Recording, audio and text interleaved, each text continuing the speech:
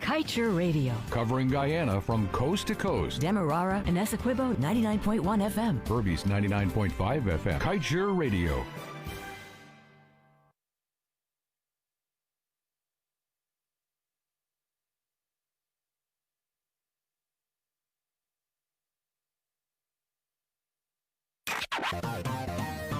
Kaiser Radio, keeping you informed. Demerara and Essequibo 99.1 FM. Berbice 99.5 FM. Kaiser Radio.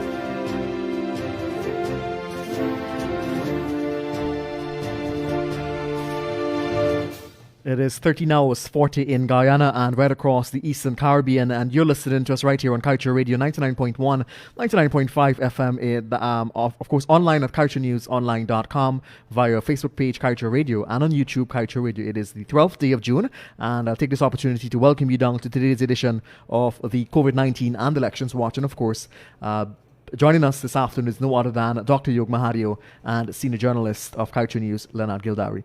Gentlemen, a pleasant Friday afternoon to you all. And good afternoon. Thank you very much, dear Joshua Van Slightman and the rest of the crew down here at Kaiser Radio. I want to say good day to you. It's a wet day, and of course I want to say welcome right away. It's a very packed day today, and I am going to say good day to you, Dr. Yog Mahadeo.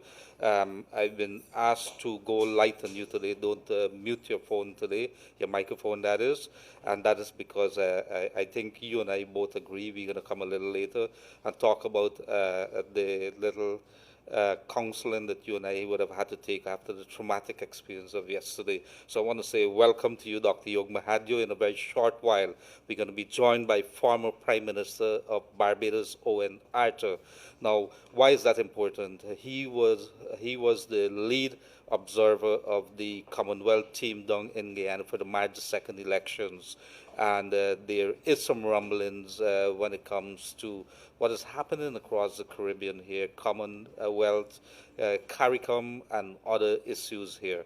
And so obviously yesterday you would have seen some statements would have been coming out from Ralph Gonsalves, the Prime Minister of I think it's St. Vincent and the Grenadines, with regards to the elections in Guyana.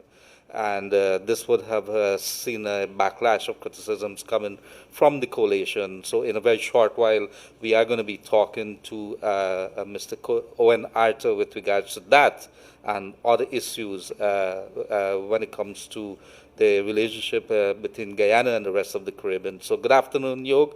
We get right into it in a very short while. I'm going to tell the guys prepare for us to make a connection there with Mr. Arthur within a few moments. Yog, very quickly, good day to you and everybody right across Guyana and wherever you join us from, North America, Canada. Hello to you in the Caribbean, in Europe. A good day to you.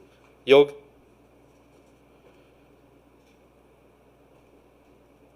Good day to you, Leonard, and yes, let me say good afternoon, join with you and saying good afternoon to the Kaiser Radio team, of course, Radio Management and our viewers and listeners all across the world. It's a rainy day here in many parts of the country, but everybody's spirits are ramping up and up because the end of this agony should be over very soon.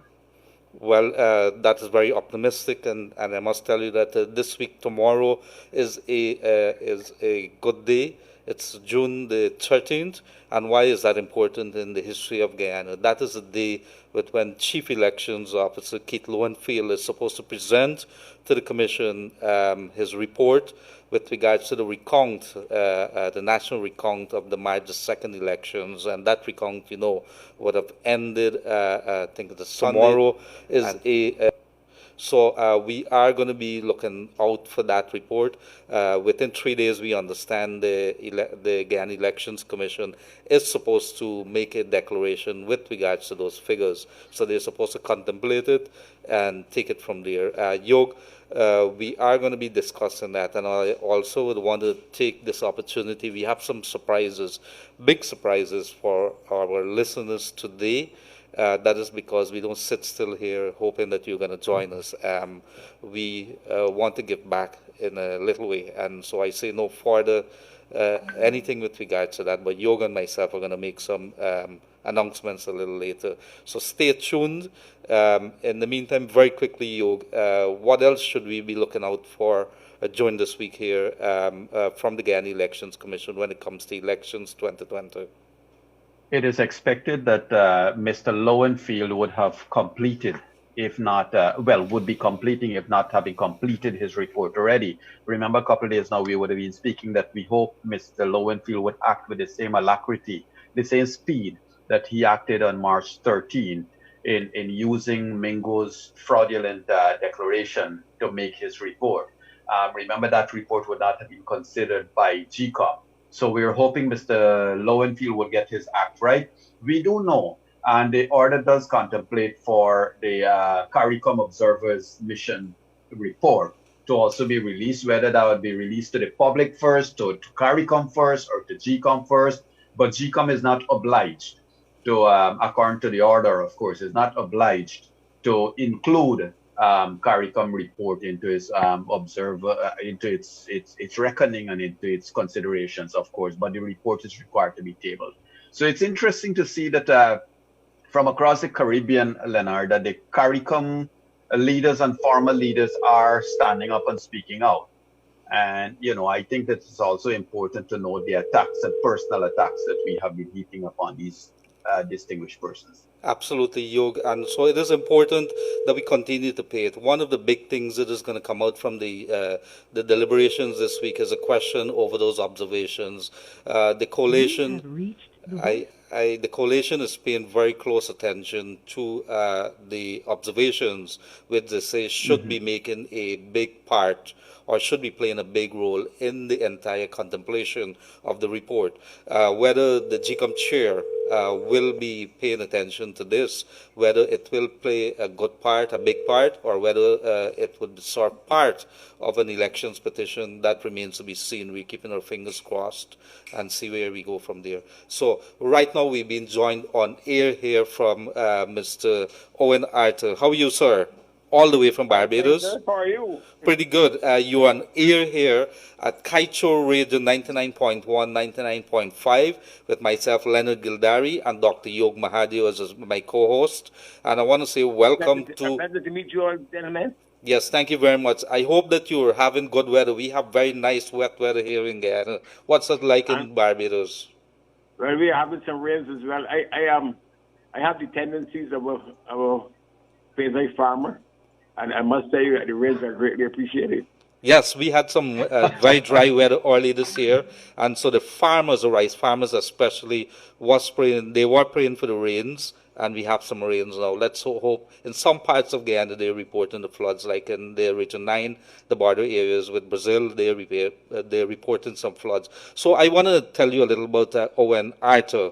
He was born in 1949, very young man, Barbadian politician who was Prime Minister between 6th of September 1994 to 20th of January 1999. And between... No, after 2008, sir. Yes, well, it goes on, it goes on. So until 2008, to date, he was the longest serving Bajan Prime Minister. He was the leader of the opposition in Barbados from the 4th of August 1993 to 6th of September 1994, and from 23rd of October 2010 to 21st of February 2013. Thank God for Wikipedia, Yog. And thank God for that, sir. So, sir, welcome on to this program right away. And I know that you're very busy, man. Thank you for joining us. So, well, of course, we look in elections 2020. You're here in your capacity as the former Bajan leader.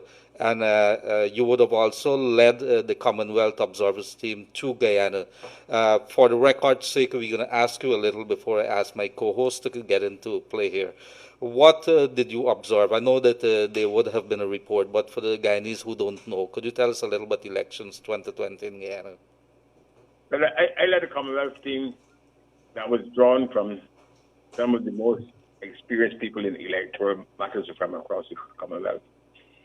We went to Guyana in advance of the election itself, and we stayed on for the count.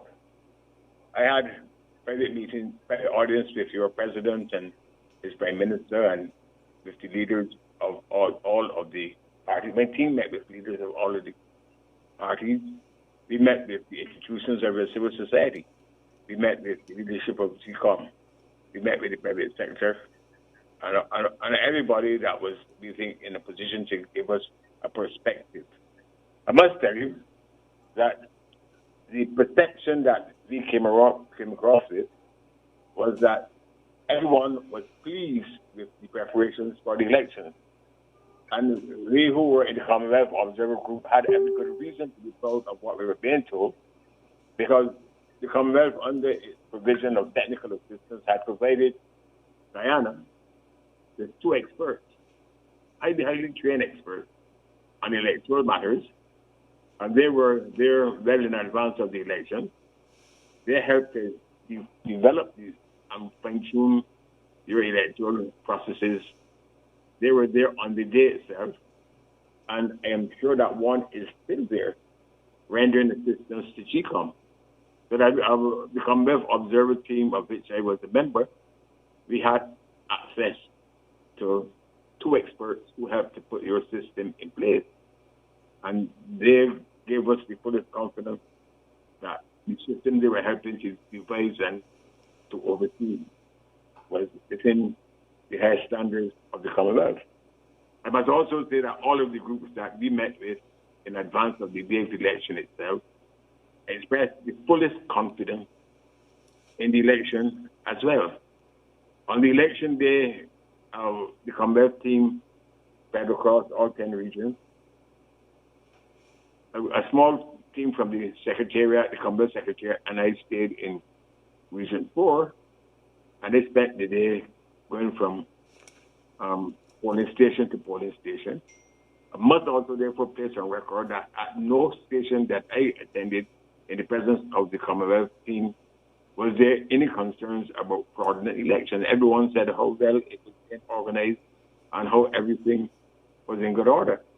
Having myself contested elections in Barbados, I would also have to tell you that the arrangements for your elections are far more scrupulous than those in Barbados. Everyone coming to the polling station had to show an ID card.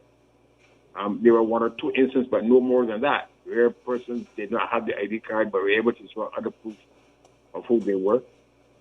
You had every station manned by agents of every party, in addition to the officials, and they were identified to all in the polling station. They took their ID card to the person in charge at the station, who showed it to everyone, was given a ballot, which was stamped. They went and voted, came back and showed the stamp at the back of the ballot. But then they had to dip their thumb in the ink. So that the notion that people voted in Guyana who were not entitled to vote under such rigorous arrangements, I think is a little strange, because the voting took place in the presence of everyone who had an interest. I didn't only observe the counts. I didn't only observe the voting itself, but my team and I went all across the region on the day of the election. And at no station we attended were there any concerns about the manner in which the elections had been prepared for. In the evening, I also went to the aquatic center that was closest to the place where I was staying. And I had the opportunity, again, to watch a very rigorous process, namely the count. Every vote was properly counted. If there was any issue about the mark being too close to the line, the returning officer consulted with everyone, and they were only allowed to make a record of the vote if everyone would say that it was a valid vote. At the end of the process, and again, this was very remarkable, in Barbados, where the votes are not counted at the polling station, they're taken to someplace else. In Guyana, the votes were counted at the polling station itself, and the results were certified in the presence of everyone who was in the polling station, including the representatives of every party. So therefore, I left that experience satisfied that the people of Guyana could rely upon the numbers contained in the certified statement of polls to provide an accurate and incontrovertible record of the conduct of the elections. And I was therefore a bit surprised that there could have been issues after, because I said when I was there leading the Commonwealth team, there were no issues raised in advance by anyone we met that there was any fraudulent processes being built into the system.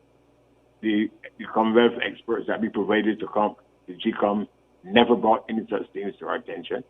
In fact, they would be, I think, greatly offended to hear now that someone could claim that they had to preside over a fraudulent system. But the counting itself was so scrupulous undertaken, and also so carefully certified that I thought that Guyana was going to proclaim itself proud that it had held a fair and free elections, and that could tell the people, despite whatever divisions that we may have on our partisan loyalties, let us accept these results and go forward to a more prosperous future. So that I happen to have been there, so I speak not just from the perspective of hearsay. I was there with a full team that went across Guyana.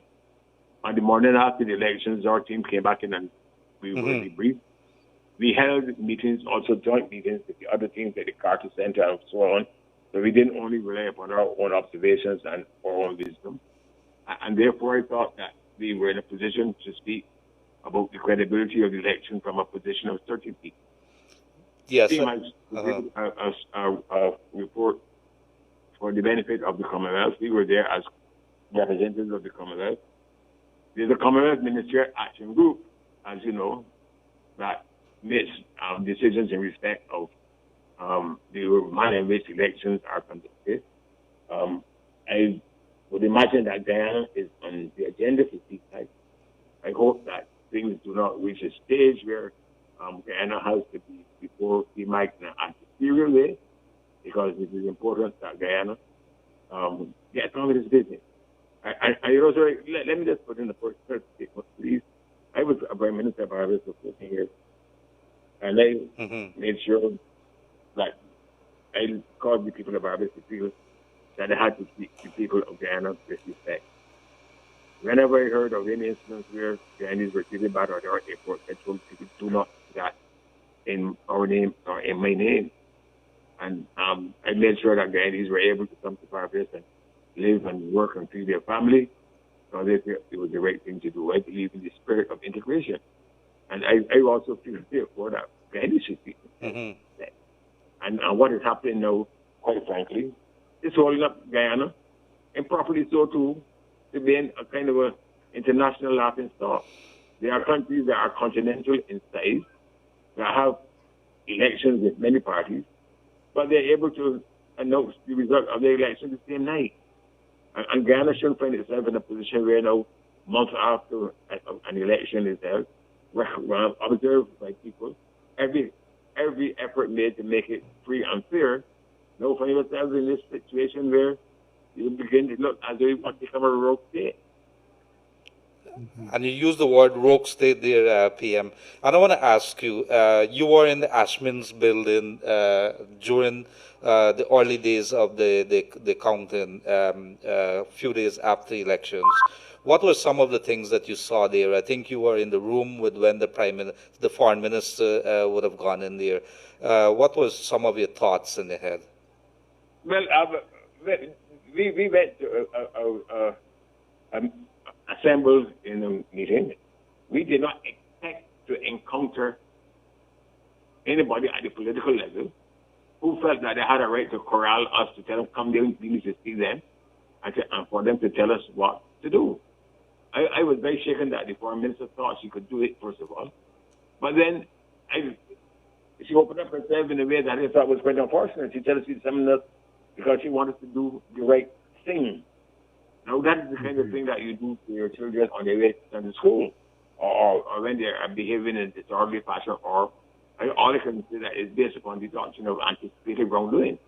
That we were likely as serious people to do the wrong thing, and it is a matter of, but are you doing the right thing? And then she threatened to take away my credentials. I was not going to allow that to happen, if you could understand me, because I was not there in my own capacity.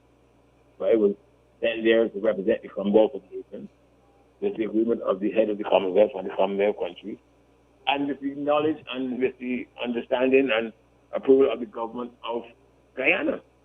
And this business that the minister could just come to a meeting and say that she's going to take away the credentials of someone would suggest that either she feels like she has an authority that she really does not have, or that her concept as to what is the right thing could be different from what we, the observers, said was the right thing, and that was very unfortunate. Did they explain, did the minister explain to you on what basis your credentials could be taken away, or the credentials of the observers? I didn't give her a chance to do that. I told her that she can have back mine. Because I didn't feel that she was in order to tell us that she can take them away, because she did not in her individual capacity credentialed me to be in Guyana. The government of Guyana, the government of the people of the Republic of Guyana gave me credentials to be there, and she didn't qualify it by saying, but our foreign minister may come to a meeting and tell you that your credentials have been taken away. Correct. Prime Minister, if I may, Yog here. If you can kindly share your thoughts on the most recent happenings. Two questions I have there. One is that the recount is over, Prime Minister. Every Guyanese and you and everybody in this world know what those numbers are. Yet, everybody is delaying and the goalposts are being shifted. So your take on that, sir. And the second question, sir, is Mr. Raul Gonzalez would have made a comment yesterday, day before yesterday, and every time you leaders make a comment on Guyana, politicians conveniently forget your message and they try to beat up the messenger. What's your comment on both of those things, sir? Well, let me deal with the first matter first. As the leader of a political party, I had the privilege and the honor to lead my party into 5 elections. On 3 of those occasions, my party won. On 2 occasions, my party lost. When my party won, I accepted it with gratitude and grace. When my party lost, I accepted it, the will of the people, and I accepted it for it. I felt that I was doing so in a long tradition of Caribbean leaders. Barbados has been led by Grantley Adams and Errol Barrow, who knew what it was to lead political parties and get the thrill of victory and the agony of defeat. And they have taken the defeats despite having this tremendous standing in the country. In Jamaica, you've had national heroes of the caliber of Norman Manley and Alexander Bustamante, who know what it was to lead political parties and to be accepted by the people and rejected at elections.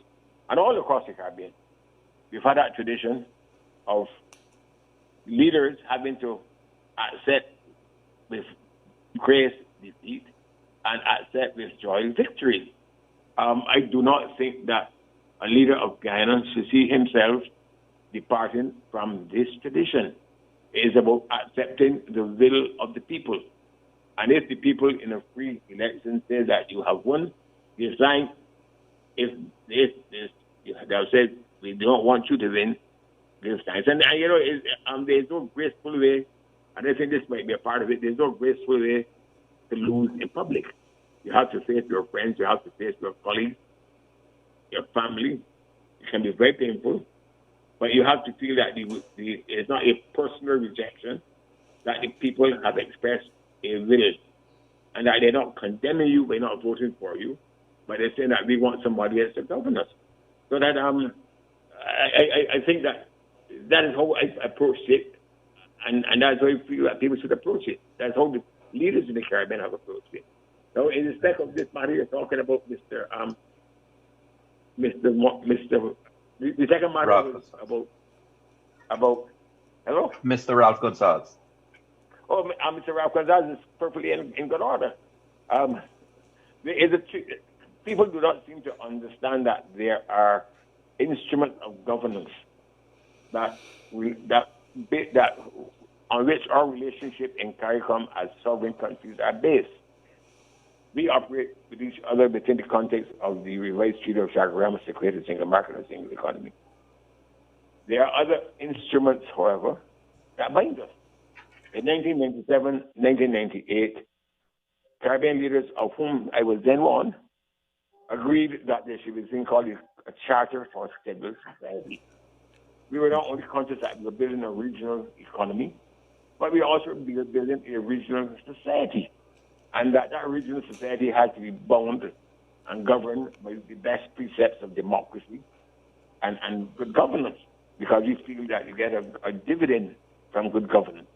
And therefore, we bound ourselves to the practice of good governance as a regional method by signing a charter of civil society. And under this charter, Caribbean governments commit that we will have free and fair elections.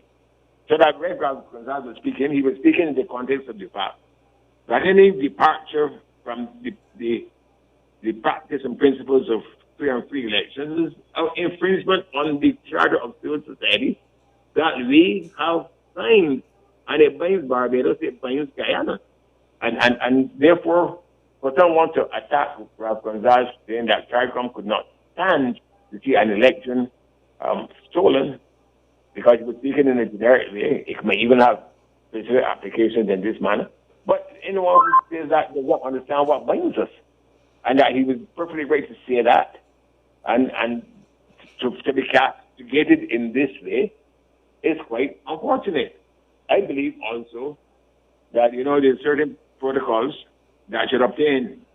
Your leader sits in the council with other Caribbean leaders, and they have sometimes to exchange sharp views, sometimes in public, but more often they restrain themselves to have these things in caucus.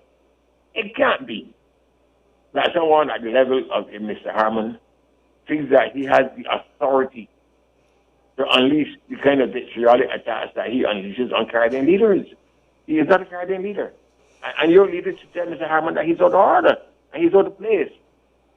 In a few weeks, a Guyanese leader will go and sit in council with other leaders of the Caribbean. And he can't go there and face them if somebody in Guyana is telling them to tread and lambasting them. How can that be? How can your leader sit in council in good faith with other leaders of the Caribbean when somebody from his party is trashing the reputation of other leaders? So it can't be allowed. And Mr. Harman has to feel like he's quite out of order. And that behavior is just simply not tolerable in a society that has a charter of civil society. It can't be. But even if we didn't have the charter, I do not believe that it is Mr. Harman's place to feel that he has the prerogative, without being a leader, to talk to leaders in the way that he is. He can't be calling upon the Prime Minister of Barbados to in public lambast a Prime Minister of another Caribbean country? Who gives him that authority? And where would it go as CARICOM if a Barbadian Prime Minister is going to, on the say so only of Joe Harmon, going to public and says, I am here to bring out a man called Prime Minister of Gonzales of St. Vincent. We will then devolve into we become the theater of the absurd. Yeah. So, Prime Minister, what are you and other leaders in the Caribbean now anticipating? Not in terms of the result. I mean, we don't know that as yet in terms of the official declaration that has to come from Claudette Singh and GCOM. But what are you advising Guyanese at this stage, and what are you looking forward to? I am advising Guyanese that a prosperous future can await Guyana. But it depends upon Guyana seeking itself to seek the dividends of good governance. Guyana cannot benefit from having itself portrayed as a pariah state or rogue state. And there are consequences that would ensue. In where the Commonwealth is concerned, there is a Harare Declaration.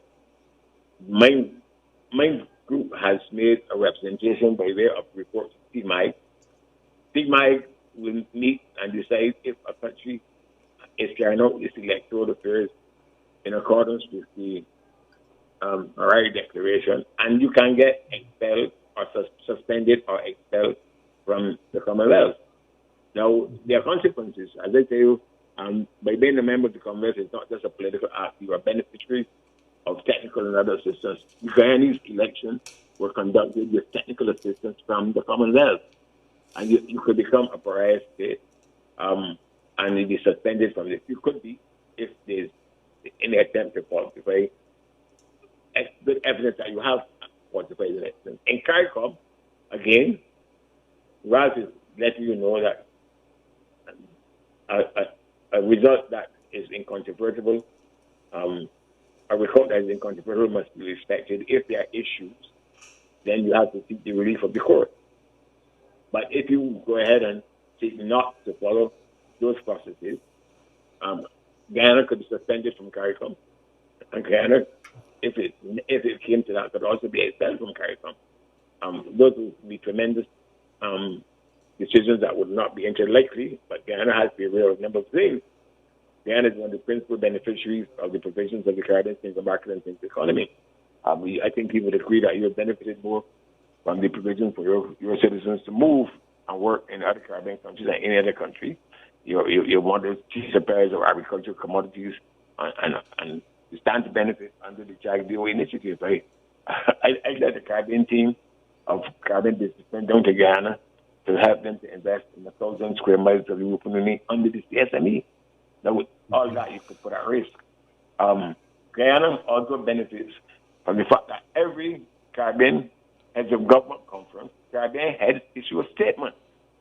The statement that they issue is to proclaim the strong support and reinforce the strong support for Guyana's territorial sovereignty and integrity in the face of a claim by Venezuela for 2/3 of your land. So CARICOM stands by Guyana and stands by Guyana on a matter of fundamental importance to the people of Guyana. Now, I am not in a position to know what would happen if Guyana is suspended, but it will become, I think it would be very difficult for CARICOM to have its headquarters in a country that is not a member of CARICOM. And there are a lot of issues that will go with that, I suppose, would have, I hope it never comes to that. But those are the implications of not having a free and fair election. So I acknowledge there are other countries, of course, that will do what they want to do. The United States, I thought, has already taken the unprecedented action of having its Secretary of State speak to the matter. Canada, United European Union, others, United Kingdom, you have also spoken. And I don't think that Guyana would feel that it could easily withstand the ire of the entire global community if it seeks to have that ire expressed in terms of sanctions at the economic level or other levels. I don't think so, and this is not to say that they should cover, but that you should understand that the world has watched this. And the world has been there all along. We held joint meetings with the European Union. We held joint meetings with the United States government, with Canada, and others, United Kingdom. And I must tell you that it is not a matter that would be taken lightly. And that if in fact there has been a count that is incontrovertible, it would be well advised for people in Guyana on all sides, and apparently almost all people have already done so, to accept the result. If there are issues that have to be addressed by way of a petition, and the law provides for that, let those be adverted to. But in all matters, let Guyana be a country that, in the eyes of the global community, is respectful of the rule of law. Thank you, sir. Leonard? Yes, thank you very much, dear PM. And I want to bring you along another route, sir. One of your own countrymen, John Beale, recently reportedly said in the media that some Caribbean leaders view President David Granger of Guyana as he's been viewed as a sanctimonious gangster. Is this your opinion too, sir? Well, I had the good fortune when I was in Guyana to meet with all your political leaders. I was meeting Mr. Granger for the first time. It's a very colorful term because Mr. Granger does, in fact, connotes the appearance of a gentleman who is very, very stately. His bearing is not of a man who is lascivious or have a large appetite or whatever else. So, quite sanctimonious and true. I can't speak about his gangster behavior because I thought he was a man of modesty and a man of that respects the law. On election day, I had the opportunity to go across the river with my team, and I went into the village where Mr. Granger lives.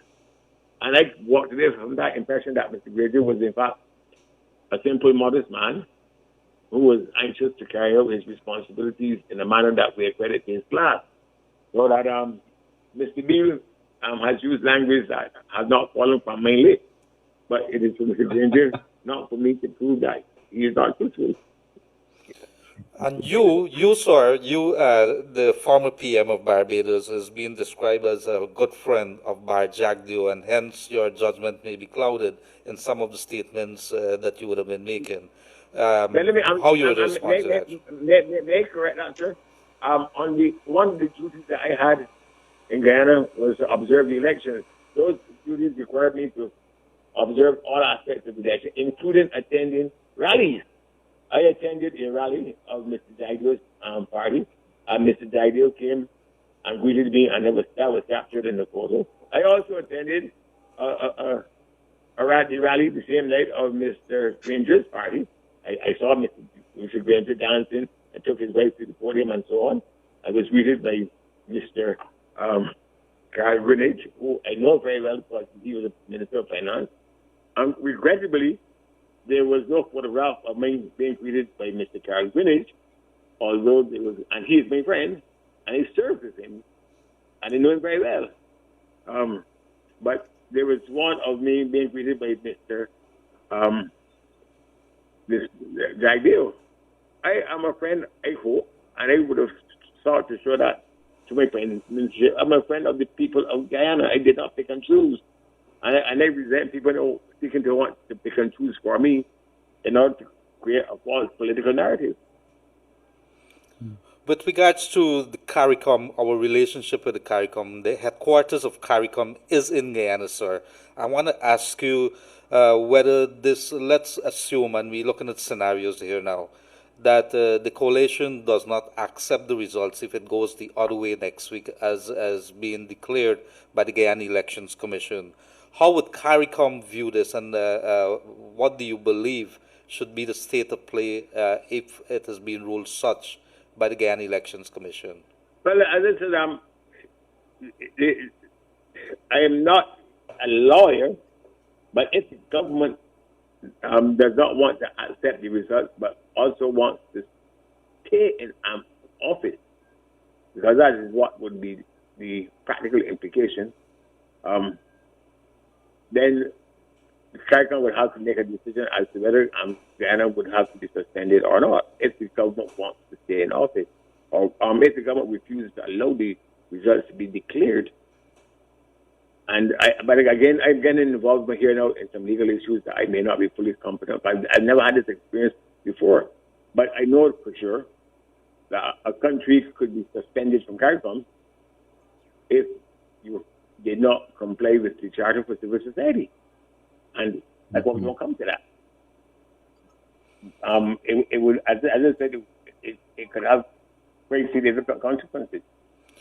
Is CARICOM, the rest of the leaders, current and former, deeply worried as to whether this situation in Guyana could probably spill over to other areas? We would have been paying close attention to what would have been transpiring in Suriname with their elections, and there were some fears of that spilling over. Is that a fear of our Caribbean leaders?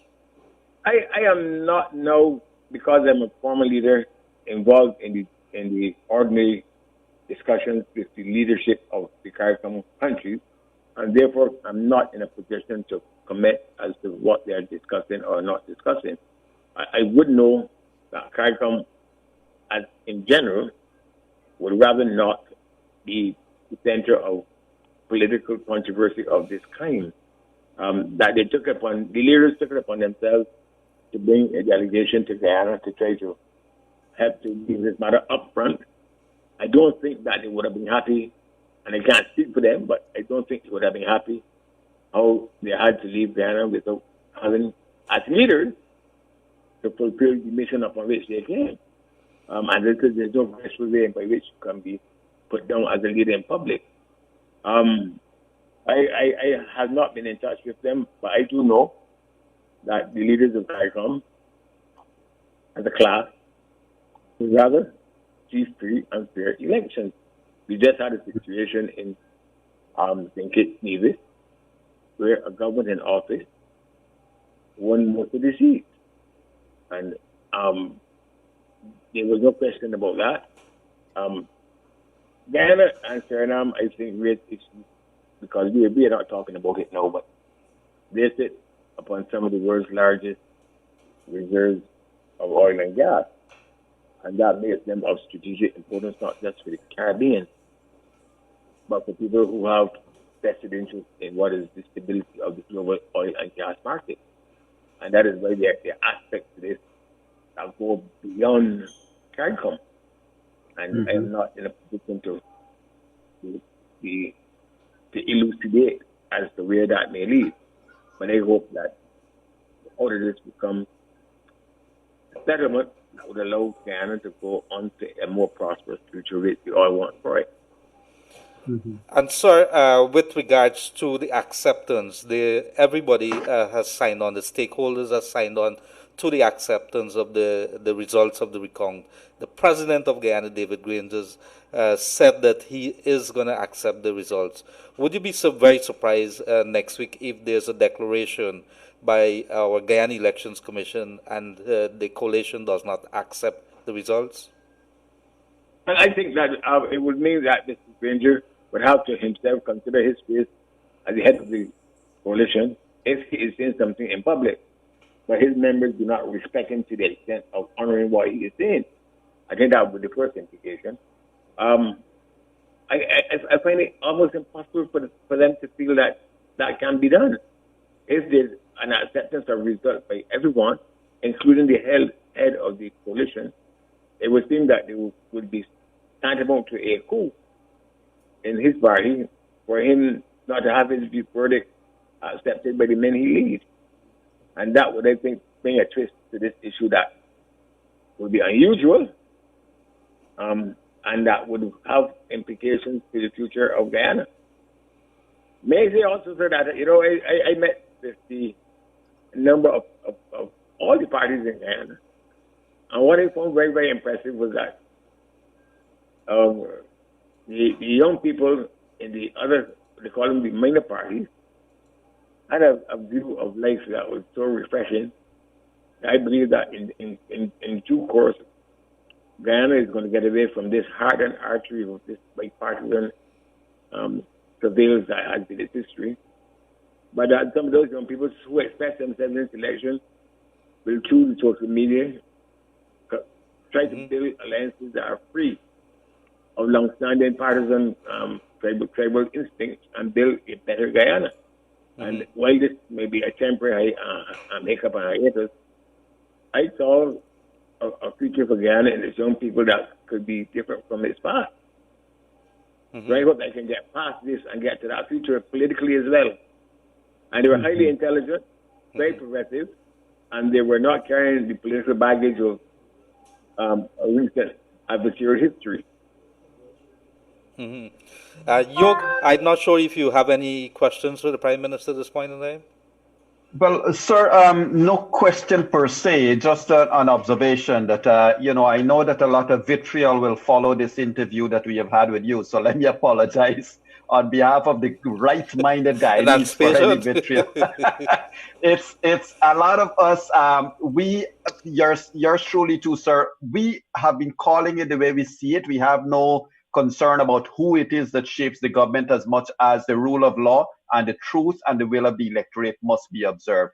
And so that's just my comment, sir. Sir, you must forgive me. I spent 34 years in the pit of politics in Barbados. The having to face vitriol is first nature for those who've had to be in the forefront of politics. And if I am subject to vitriol from folks in Guyana, it's par for the course, and I would be very disappointed if some of the barbs that have been sharpened at others are not no sharpened at me. I would feel that and in some way deprived and deserving of better, because I can sense that there's an atmosphere that you are to be intimidated and made to cover by those who don't want to accept what you are saying. I respect people's right to express a point of view. I respect their right also to attack me if they don't let me point of view, but it's not going to cause me to cover and to go under stone. No, I'm not going to do that. So that fear not for me. It is well with my soul. Yog, we could probably going to ask him for protection here in Guyana because he said, fear not for me. But I want to ask you, PM, let's assume, have you been paying close attention to the performance of our GCOM chair, very experienced High Court judge? Have you been paying close attention to the chair? What are your opinion or impression of her performance? Well, I have not been in a position to isolate her performance. I sense that she's a gracious, a lady of a lot of graciousness. I sense that she would rather want to do what is right, because I didn't see in her, from the limited amount that I saw in her, a person who would want to descend into things that are wrong. She is obviously under a lot of pressure. Part of the pressure is that she holds the balance of power in Guyana as the fifth person, or she's the seventh person in a seven-person commission, and she could hold the decisive. She would hold the decisive vote. I think she's also aware that the rest of the world are upon her.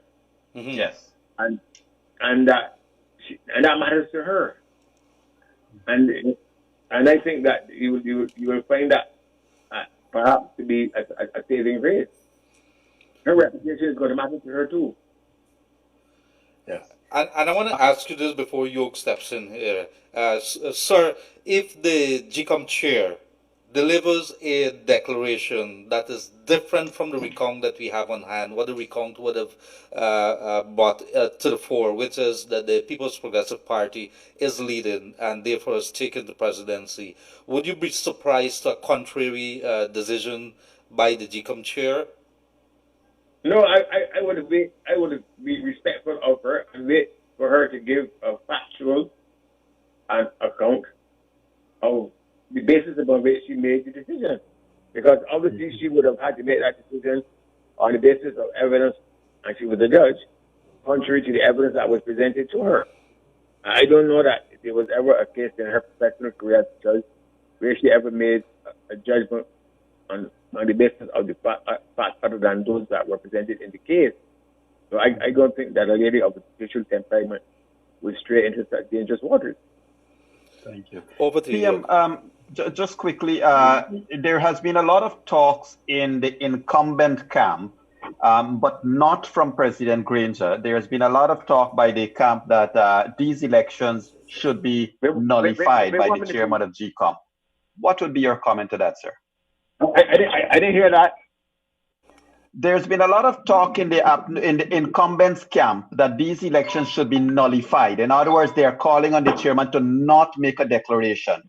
What would be your comment to that, sir, if that were to happen? Well, the declaration has to be made upon the basis of the recount. As Ralph said, if there were issues concerning irregularities, that would have to be subject of petition. Mm-hmm. And I think those two things are separate. Yes, because PM, I just want to share this with you. Indeed, our Constitution gives an exclusivity to the High Court to listen to or to investigate matters relating to an elections. But of course, there has been the political positioning of certain persons. PM, there is, just if you don't mind me asking you this, sir, I hope I'm not putting you on a spot, but there seems to be a cognitive dissonance between members of a political party and the head of the list. In this case, Mr. Granger has not been making any other statements, yet persons have been making their own statements, senior persons within the party. And our fear is that the persons who are following these senior political leaders will, of course, be in a position where they're not going to be prepared to accept the results. What would you say to the people, sir, forgetting the leaders aside? Well, I believe that it would be, if Mr. Granger does not agree with what his colleagues are doing and he feels that it is wrong, it will be a test of Mr. Granger's character. And we will know sooner or later what that character says. It is obvious that there are people in every political institution who have different views as to how things should be approached. But if Mr. Granger is a strong leader, and what is being urged upon him is a wrong thing, then his thing as a strong leader should come true. And he will have to agree to live with the consequences if the people in his party don't want him to do what he thinks is the right thing to do. You see, I can only speak about Mr. Harman and Mr. Aubrey Norton and others from a relatively safe distance.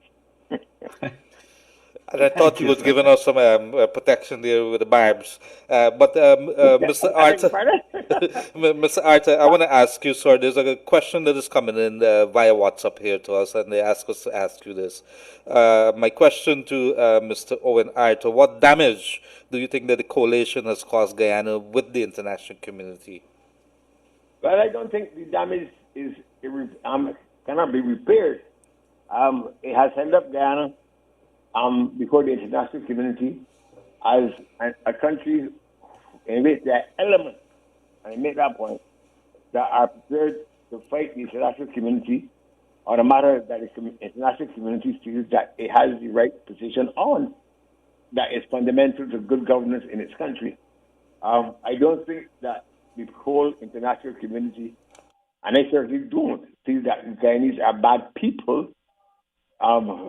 There is an argument here that there are elements in Guyana that may want bad things to be done. But Guyana's reputation can be tragic from this. I mean, the absurdity of this is this. That you have continental-sized countries that have elections and the results are declared the very night. The next day, Americans know who's the president the next day. Yes. In Guyana, quite frankly, and this is the irony of it, the recount apparently will bear the same results as the statement of polls. It means that if the statement of polls had been used as valid, certified by all observers, that the results of the elections in Guyana could have been declared the very night. Because the truth of the matter is that the political parties had the agents at the polling stations and that they were in a position to know who had won the election on the very night. So that I don't believe that the image of Guyana will be so tarnished that it can't recover from it, but that there will be those who recognize that there are elements in Guyana who believe that you can trifle with an election, and that trifle it in a way that that will enable you to stand defiant in the face of international public opinion, and that they will wonder on what caused you to feel that you can do that. Because the risk that Guyana faces in all this is that Guyana faces the risk of, because of the behavior of some people, being seen as a rogue state. Mm-hmm. And how would you respond, sir, to criticisms over no permission being given to Carterson to come here? Well, to return, rather. You know that you really can't, in today's world, hide the news. And anybody who goes out in today's world, that's an exercise of futility. You can't stop what is happening from Guyana to being known all across the world. So it is a folly of foolish minds to feel that you can bar the Carter Center from observing when there are other ways by which they can observe. I am not in Guyana. I am still the chairman of the Commonwealth Observer Group. The Observer Group is still in place. And we are observing the elections, and we are communicating to each other about it. But we were not barred from there, but we are still in contact with what is happening. You can't in today's world, believe me, stop information flows. It's like tilting at windmills, and people who feel like they can get through by doing those things they think are just being ridiculous. Thank you. Thank you very much. So, yes. I know we have taken a lot of your time, sir, and thank you so very much. But my last question to you, you did express... I will be able to have some Guyanese pepper pot when I come to Guyana. Anytime you come. Thank you. Sir, you did make... I need a proper Guyanese pepper pot. I haven't had a good one for a long time, sir. But you can bring the flying fish. Is it the flying fish that they have over there, Yog? I don't think that your Guyanese appetites are attuned to how to appreciate frying fish. Don't say that. Don't say that. Pepper pot. So I laid that as a basic requirement. Well, our pepper pot is better than their flying fish, but you have a question on the table there. Yeah. Sir, you did voice your opinion with regards to going forward, and you did make a comment around this, but a direct question: what is Prime Minister Owen Arthur's view to the response to the claims that are being made that migrant and dead persons voted in these elections, and that's how the PPP won? But sir, as I said, I observed the conduct of the election in Region 4 as part of the team. The team that I led in Guyana was spread all over the country. We were debriefed. We debriefed them. We also had meetings with all the other observer groups. We certainly did not get any report of any such claim. I must also tell you, and I'm not trying to hear the adversarial, that I had private meetings with your president and Mr. Nagamutu. I had meetings with the leadership of all of the political parties, and I did not hear of these kind of things in advance. But I don't want to get partisan. But I seem to remember that the ruling party had the majority of people in control of GCOM. And it would seem to me that it would be an astonishing thing for political institutions to have control of the process by which an election is being put in place. For that political party to so have the election arranged to lose the election by having the process controverted, by having that people and other people made to vote. If I was associated with the coalition, the only thing that I would not want to say is that we were in control of the process by which the election was held. We controlled every facet of it. But at the end of the day, some force, a mysterious force, came in and took over the process that we were fully in control of, including the chairmanship of GCOM, and caused it to be so manipulated to our disadvantage. It would almost suggest, quite frankly, that the people who allowed that to happen to themselves were foolish people. And I don't want to accuse Mr. Granger and Mr. Hammond and others of being dangerous. I would therefore, I write circumspect in these matters, but I would rather not attribute the malice that which can best be explained by ignorance. So I thank you very much. Any other questions there, Yog? My question to the Mr. Arthur is the coalition opposition. Let me see. If the coalition, yes, there's a question here. Just I know that you're very busy, but the people. No, this is the last time I'm going to speak in this matter. So, and I was in Guyana. I observed. Right. And I was happy to have the opportunity to be trusted by the Commonwealth to be there. So it's not a problem. Go ahead, sir. So I want to ask you, because in the meantime, while we preparing the pepper pot for you, sir, is if the coalition in opposition approaches the CARICOM community for help in the next 5 years, you believe that CARICOM would accept them with open arms? I really feel that there's a generosity of spirit among Caribbean people that we live and let live. This will pass. And there are a lot of people in Guyana who have kith and kin in other Caribbean countries. I take a particularly strong interest in Guyana's affairs now as when I was the Prime Minister, because a large part of your population who is of our pigmentation, their stock came from Barbados. And that's our kith and kin.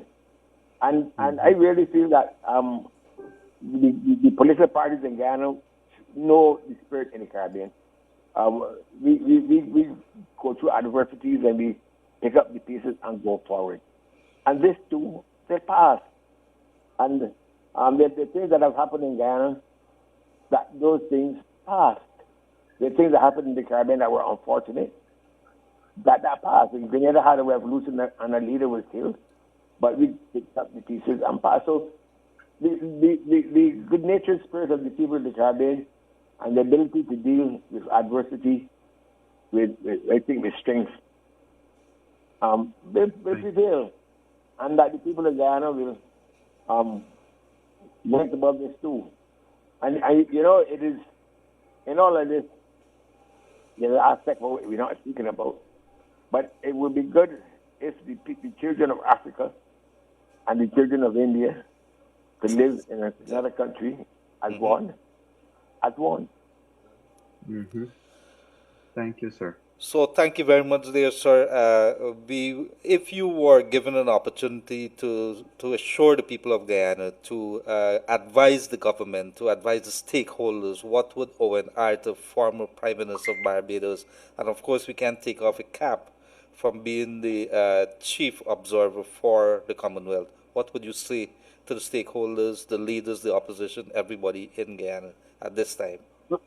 Well, this election will lead to a government that can be a strong, robust government, because it has still two strong parties that will constitute your assembly. And it is not a one-party state where Guyana will be under dictatorship. It will be an institution where I believe that any wise government will understand that because of the narrowness of the victory, that it has to accommodate what in my career in Barbados politics, I used to call the politics of inclusion. And I still believe in that. And I feel that once there is that spirit, I don't think that you should have a a government of just a natural unity for its own sake, because there are consequences for losing elections. But that is the spirit, they want all this is over. That is almost 50% of the people who support either parties in Guyana, that you evolve an approach to your governance that respects the fact that there is that change of opinion on all sides. And that Ghana has so much that can be going for it, that the people who win and the people who lose could feel that all can be at the table, and that is enough there for everybody. And you really have now to give yourself the chance to prepare a prosperous future for Guyana in a way that you have not done in the past. And this is what the people of Guyana should call on both parties to do. Give us a chance to enjoy the benefit and the product of what we have been endowed with, and that will enable us to enjoy a better life than we have had previously. And that is why I think they should be telling the political parties that, okay, the things are cool. We accept that. We don't have a one-party state. We have two strong parties in the assembly. Let them come and do what. And I don't expect the opposition to be in love with the government or vice versa, but that they have to be in love with the people of Guyana. Yes, well, I do thank you very much for that. Former Prime Minister of Barbados, Owen Arthur. I want to say a couple of things to you. Yes, go ahead. And before you go, let me be immodest to tell you that I make pepper pot for my friends at Christmas. You do? And yes, I do. and I was once made a pepper pot for a friend party that he was having. And again, these couples came and said that, but Barbados do not know we're making pepper pot. And because I fancy myself not as a chef, but as a cookies. A cookies? So I do pepper pot myself. and that they took a tape of, when they turned the tape in pepper pot, they were maybe just not enraptured, but pleasantly pleased. Well, I would like to say a couple of things to you. One, Guyanese people make the best pepper pot. Two, we have the best rums in the world, right? We have the best rums in the world. Excuse me, sir, it is so alleged. No. And third thing, I must tell you that Rihanna, one of her parents is from Guyana. So put that in your pipe and smoke it. And you have what, sir? Rihanna, your star that you have there. Her parent, yes. One of the parents is from Guyana. She has Guyanese origins here. But not only her, but the former Prime Minister of Barbados, David Thompson, his family was from Guyana. Yes, I was told that. That's right. and the relationship between Guyana and Barbados is fundamental. William's family came, I'm told, from a district in Mike that I but the Burnham family are populate an area in my constituency. And they're well known to us. Right. Very interesting. So, sir, I want to thank you very much. You've been a very gracious guest. I think we have been very gracious hosts. We insist that our pepper pot is better, and the bread is better, and the rum is better. I also would want to say, on behalf of Kiteshore News, Kiteshore Management, Kiteshore Radio, that we'd want to invite you back. I think he would have gone. But thank you very much, sir. If you're listening, we'd want to invite you back here when you come to Guyana to visit our radio here and be a guest again. So, Yog, some very interesting things, some very hard-hitting statements here from the former Prime Minister. But let's not forget that he is also the chair of the Observers Group for Commonwealth, and so we'd have to dissect it. It is going to be interesting to see what are some of the reactions and to get the reactions from not only the opposition, but of course from the coalition side with regards to what one of the forward thinkers, one of the leaders within the Caribbean is saying about what is transpiring in Guyana. Some of your thoughts, Yog. Look, the former Prime Minister has made some very, very profound statements. We cannot undermine or underestimate the value of what he has said. Let me just recap 2 or 3 of them, Leonard. He spoke to the Commonwealth as being, I don't know if many people know, the Commonwealth includes 54 countries. It's not just a small Caribbean kind of thing. It's much wider than that. And so the eyes of the Commonwealth is, of course, in Guyana. He was very, very, very outspoken, Leonard, on what he believes ought to be the next step here, and that is for GCOM to declare these elections. And he said that had GCOM done what was supposed to have been done in the first place, release those SOPs, use those SOPs for a declaration, all of this nightmare would not have happened. He also said that, the elections were credible, and that what needs to happen is that those who are unhappy with the result that must be announced should file an election petition and go to the court where it belongs. So those are some of the things in summary that he said. Among many other things, he did draw attention to the fact, because Leonard, we have seen a lot of people say, well, CARICOM can go, we don't need CARICOM and this and that. And he reminded us, CARICOM is headquartered in Guyana. Yes. There's a point that was made. Mm-hmm. So that is a very important thing. CARICOM is headquartered here. We said, bye-bye CARICOM. Well, they're going to rip out their roots from here and go elsewhere. But the dangers that would have been mentioned from the get-go. Remember when Mia Motley was here? Remember thereafter you and I had Sir James in room 592. Remember we had Sir Ronald. We had one leader or the other, and they have all consistently said elections were held properly. All the problems you had there is a route to take your problems. And now all of these vitriol and all of these things that he has called Mr. Harmon's name, and we have seen Mr. Harmon's postings and releases. They're attacking Caribbean leaders.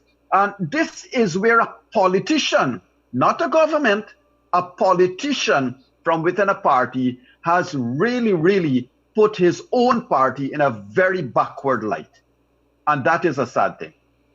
Yes, I thank you for that. So, Yog, it is the next couple of hours, I know that people are going to split this interview apart. They're going to be taking it because we have been talking. Rav Gonsalves came out with a statement and he would have said what he had to say.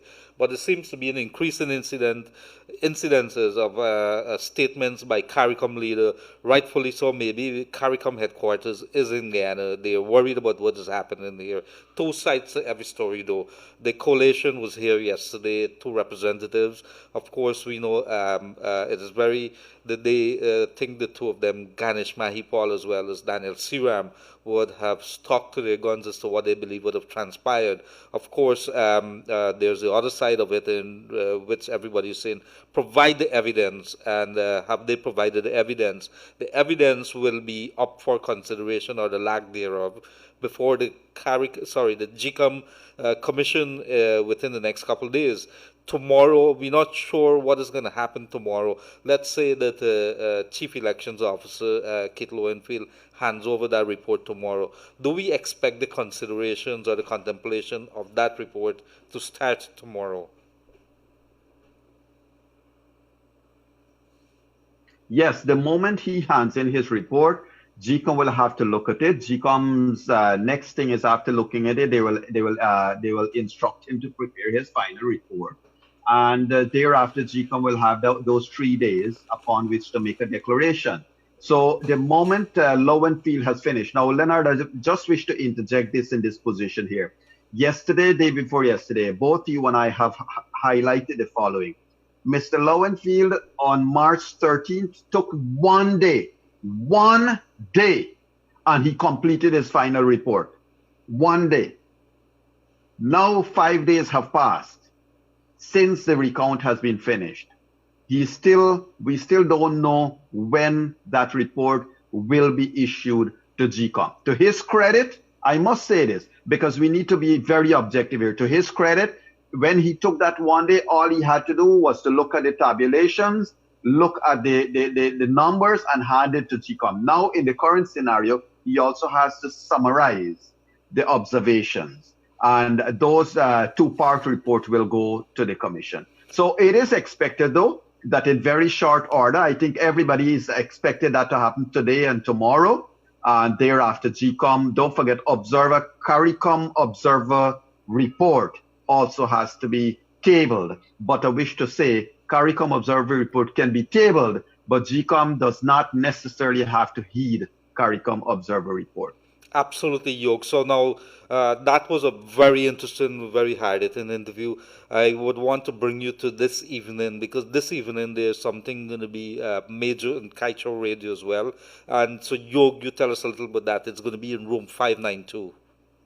Yeah, this evening it so happens that today we have the former Prime Minister of Barbados, and tomorrow we have, tonight we have Mr. Irfan Ali, President-elect Irfan Ali, in room 592.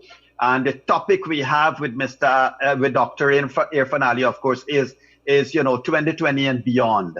Because one has to start. If nobody in the incumbent wants to start talking about the future, we, the people, have to start talking about future. Where do we see Guyana, and how quickly can we put all of these nightmares behind us and work towards building a Guyana again that everyone can be proud of? And certainly, I know that we are going to challenge Dr. Ali to talk about a lot of things, including how inclusive his government will be, how much does he plan to ensure that his government will be a government for all the peoples, and what does he say to all the persons who stand strong and solidly against him on both a personal and a political basis. So it will be an interesting night, Leonard, and indeed a lot of persons are calling us to expand it because it's that type of discussion we'll have tonight. But we are going to see how we go with it tonight. Well, let's see how it goes. I don't think Mr. Glenn Lyle, who has been allowing us graciously to extend the program more and more, we have been doing it because it is needed in Guyana. So I am thinking if we need the extra time. And of course, let me take this opportunity to also continuously extend our invitation to the coalition. The seat is here, the seats are here, the Zoom accounts are here. You could call us on the phone, do whatever, but call us and let us hear. We want to hear the other side of the story. We have had a couple of sides. There's been some sporadic kind of incidents that they've been coming to the station or calling in, but it's more often in the case that they have not been responding. We have written the President, David Granger, in addition to Dr. Irfan Ali, for interviews with Kaicho Radio and, of course, with Room 592. He has responded positively to Room 592, and he's going to be here this evening. We are continuing to extend the invitation to President David Granger and others to come on, use the opportunity to make a case, to say your side, so the people could make their decision. In the meantime, the big decision that we are looking to at the moment is GCOM, with regards to how soon could they make the declaration. They have until the 16th, we understand. Tomorrow is going to be the key day. So, Yog, in the meantime, let me have a just quick look. We apologize. We are going to open the lines in a very short while. But Leonard, yes. if I may very quickly make this comment. So tonight we have Dr. Irfan Ali coming on to room 592, and here is where the difference is now being set. You and I could have continued to reach out to the PPPC's members of their slate to come on this program, but no, we all reached out from Kaicho Radio to President Granger and to Dr. Irfan Ali to come, because we have to stop listening to the same rhetoric over and over and over again. If any coalition person comes again, what new can they say? I am seeing people with a lot of, instead of educational certificates on their walls, some kind of dead certificate on their walls. I don't know the veracity of it. They have not necessarily been the most honest persons on earth to trust them or to distrust them. So if, yes, indeed, like you, we're consistently inviting coalition persons to come onto the program as well as room 592. But I would like to encourage, when we have these discussions, let it be at par. If we have Leonard Gildarie coming to talk on behalf of a political party, let's have somebody from another political party as well, appearing to listen and make balance, and you and I can balance the program. Yes, well, that is indeed the perfect scenario. The problem is that we have not even been receiving an acknowledgement to some of these requests. But the floor is open, the speakers are here, the mics are here, Yog. And so the people want to hear. If they don't want to come, there's very little. But we encourage them. It's not too late. It is here, and that's what the radio is for. It's we just the facilitators on that. Kaichor News today, June the 12th, 2020. Guyana collects $35 million for second oil lift by Shell. Natural resource fund now holds 94.9, almost 95 million US dollars. And this would be taken into context, is Guyana broke or not last night. Very interesting. If you missed it, room 592 would have had some experts talking about whether Guyana is bankrupt or not, and what is bankruptcy if you're talking about the country. Very interesting. If you missed it, Kaichur Radio on Facebook, you could be able to go to that lead headline. Incoming CARICOM chair. This is Rav Gonzalez, tele-election loser. Take your licks like a man. PNCR calls on CARICOM to distance itself from his comments. So that is why you would have had today former Bajan Prime Minister Owen Arthur standing by Rav Gonzalez, generally talking, he is quite within what he's saying there. Nandlal withdraws contempt case against Mingo Orders. Court imposes $450,000 cost. Mr. Nandlal, Anna Nandlal, would have been on radio here last evening stating that he is preparing to file other cases. And so maybe we could talk a little about that. Yog, constitutional reform should be high on agenda after final declaration, British High Commissioner to Guyana. And this is something we've been talking about.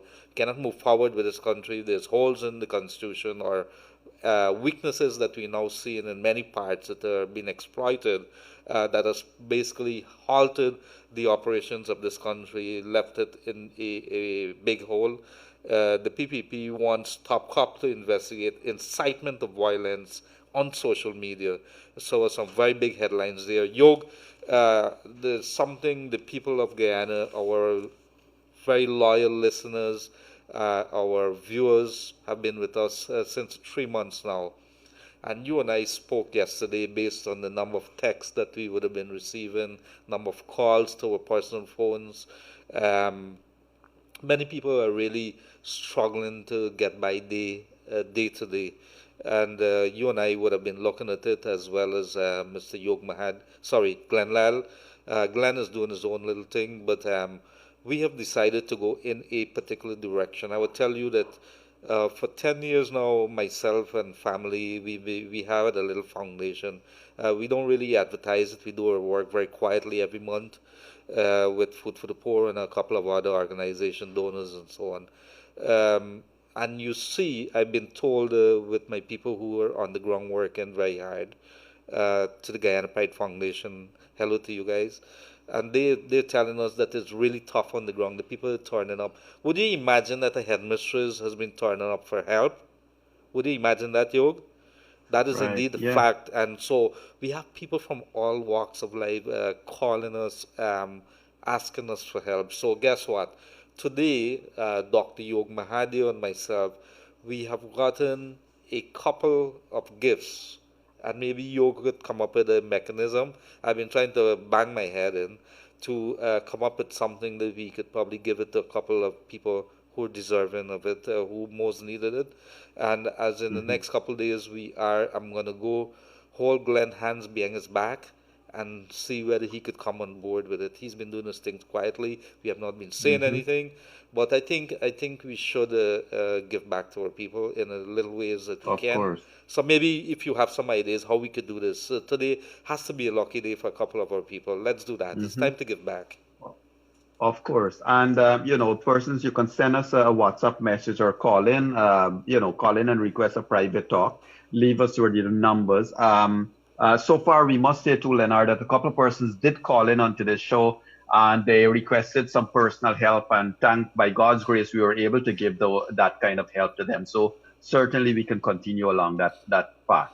Yeah, so we will try to do that. So let's figure out a way. You could either text us, and I guess we assess. Just give us a little synopsis of your or a little description of your circumstance with a number, and we could probably give you a call immediately after the show here, and see how we could be able to give you some assistance here.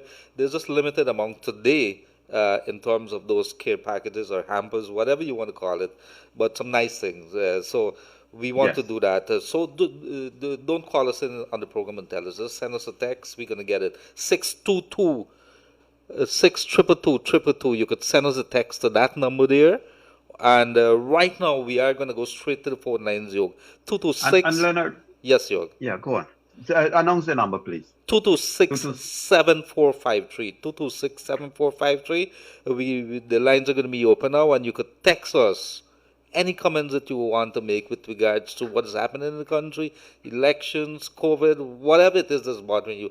We want to hear from you. The radio is yours. Glenn Laloney owns the radio. He doesn't control it. The people, it belongs to you people. So 622-222 or 226-7453. Call us on 226-7453. There's a caller online.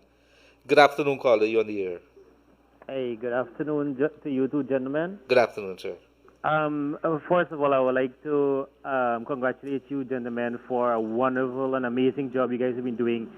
You know, last night, for the past few nights, I've been following up the Room 592 program. And last night, actually, I don't get to tap into the exact timing of the program. I will do it after 9. I have other work. I will go to YouTube when Mr. Yog would have posted those videos up, and I would have sat down, listened to those programs. They were so much informed. We as Guyanese, we were informed on how our money was being spent. And that is so amazing to know. And what is the most shocking thing is that we are having this information coming from a private entity. And we as a Guyanese people, we're paying, our tax dollars are paying for a government entity, which is the Department of Political Information, where we don't have this information coming. And secondly, in regards to whichever government goes in, I would just like to congratulate you guys for what you're doing. We need to do the same thing. We need to know how our money being spent. It is we are the people of Guyana who are working hard in the sun. We don't sit in AC, air condition as a government. We don't have fancy vehicle. We're working very hard. We're paying our tax. And we demand as a people to know how our money is being spent, how it is being spent, for what purpose, and for what reason. We're working hard, and our politicians are getting our benefit. We as the Guyanese people will demand. This is not the 90s and the 1960s and the 70s. This is the 21st century, and I would like to congratulate Kaiser News, who have been on the forefront to educate Guyanese about these things. And you guys continue to do a wonderful job. Guyanese are waking and they are behind, and we are more informed than ever before. Thank you, guys. Thank you very much, caller. And Yog, maybe you want some quick responses? Yes. Well, thank you so much. I mean, we appreciate it, and we certainly hope to continue. But Leonard, I just want to segue off to something. I've been talking about this almost every day, and I want to raise this to the people of Guyana. Every passing day, this incumbent set of politicians, the squatter government, I call them, and mind you, that's my personal view. That's not necessarily Kaitori's view. The squatter government, they are spending taxpayers' money, and they are spending it on the rag. If you look at what the rag is publishing every day, it is getting beyond worrying. It is inflammatory. And the rag, for those of you who don't know, I call the Guyana Chronicle, it's the rag. That's all you can do with it. It's a rag. It's dirt. So, Leonard, here is what the problem is. Today's Chronicle, you know what has occupied the front page of today's Chronicle? That the taxpayers are paying them for. We are paying all the employees. We are paying the board of the Chronicle. We are paying all of them, the Department of Political Information. Guess what is on the front page of Chronicle? Ralph jumps the gun. A whole big portrait of Mr. Ralph Gonsalves and listen to this. APNU+AFC and PNCR slams St. Vincent Prime Minister for seeking to direct GCOM.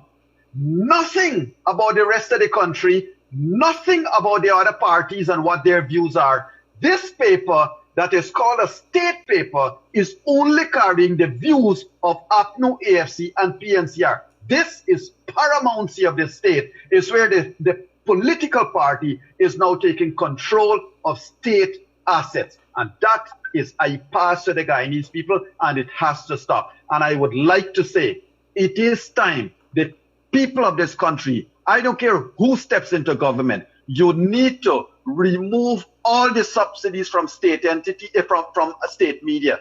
Let the private media run this country. As Jennifer says, defund the Chronicle, defund the Department of Political Information. This waste of taxpayers' money has to stop, Leonard. And you know why I'm so angry about it? Whilst they're publishing this trash, people in this country are starving. Private entities got to share out food stuff. There are people that needs help and can't get it. Absolutely, dear Dr. Yog Mahadeo. There's a caller online. Good afternoon, caller. You're on the air. Yes. Hey, good afternoon. Good afternoon, sir. How are you, gentlemen? Yes, you're on to Kaicho Radio. Go ahead. Yeah, you was talking earlier about going forward. As I see it, I'm saying President Irfan Ali. Now, what I'm worried about is that when he goes into office, what will happen with those 19 charges? And the other thing is, if the charges go forward, suppose he's convicted. I'm listening to your comment on that. Okay, thank you very much, dear caller. Thank you for that call. Yog, you want to wade right into that? Yes, not a problem at all. Look, there are a couple of things I'd like to say to the caller and to everyone. Whether you like Irfan Ali or not, the electorate has elected him to be the president of the country. The president cannot, it's a charge that is made before his presidency, and as president, he cannot interfere with the court. So if the courts decide to proceed or not to proceed, that's a matter of jurisdiction of the court. I want to just say this, and this is not in defense to Irfan Ali, Leonard. This is being as pragmatic as we can be. Look, there were charges leveled against Irfan Ali as a person. However, those charges were made on Irfan Ali when Irfan Ali was a member of the cabinet and was instructed by a cabinet to carry out cabinet decisions. Let me put it in perspective. When Winston Jordan was charged by the court, right? What did Mr. Granger do? He immediately pardoned Winston Jordan, not allowing the court to have its way. My view, that is something that will have to be discussed in another way by having some lawyers present. With regards to Mr. Irfan Ali, my position as a citizen of this country, whether you like him or not, he is elected as the president of this country. We have to find a way to work. Let the courts do what they have to do. Let whatever institution do what they have to do.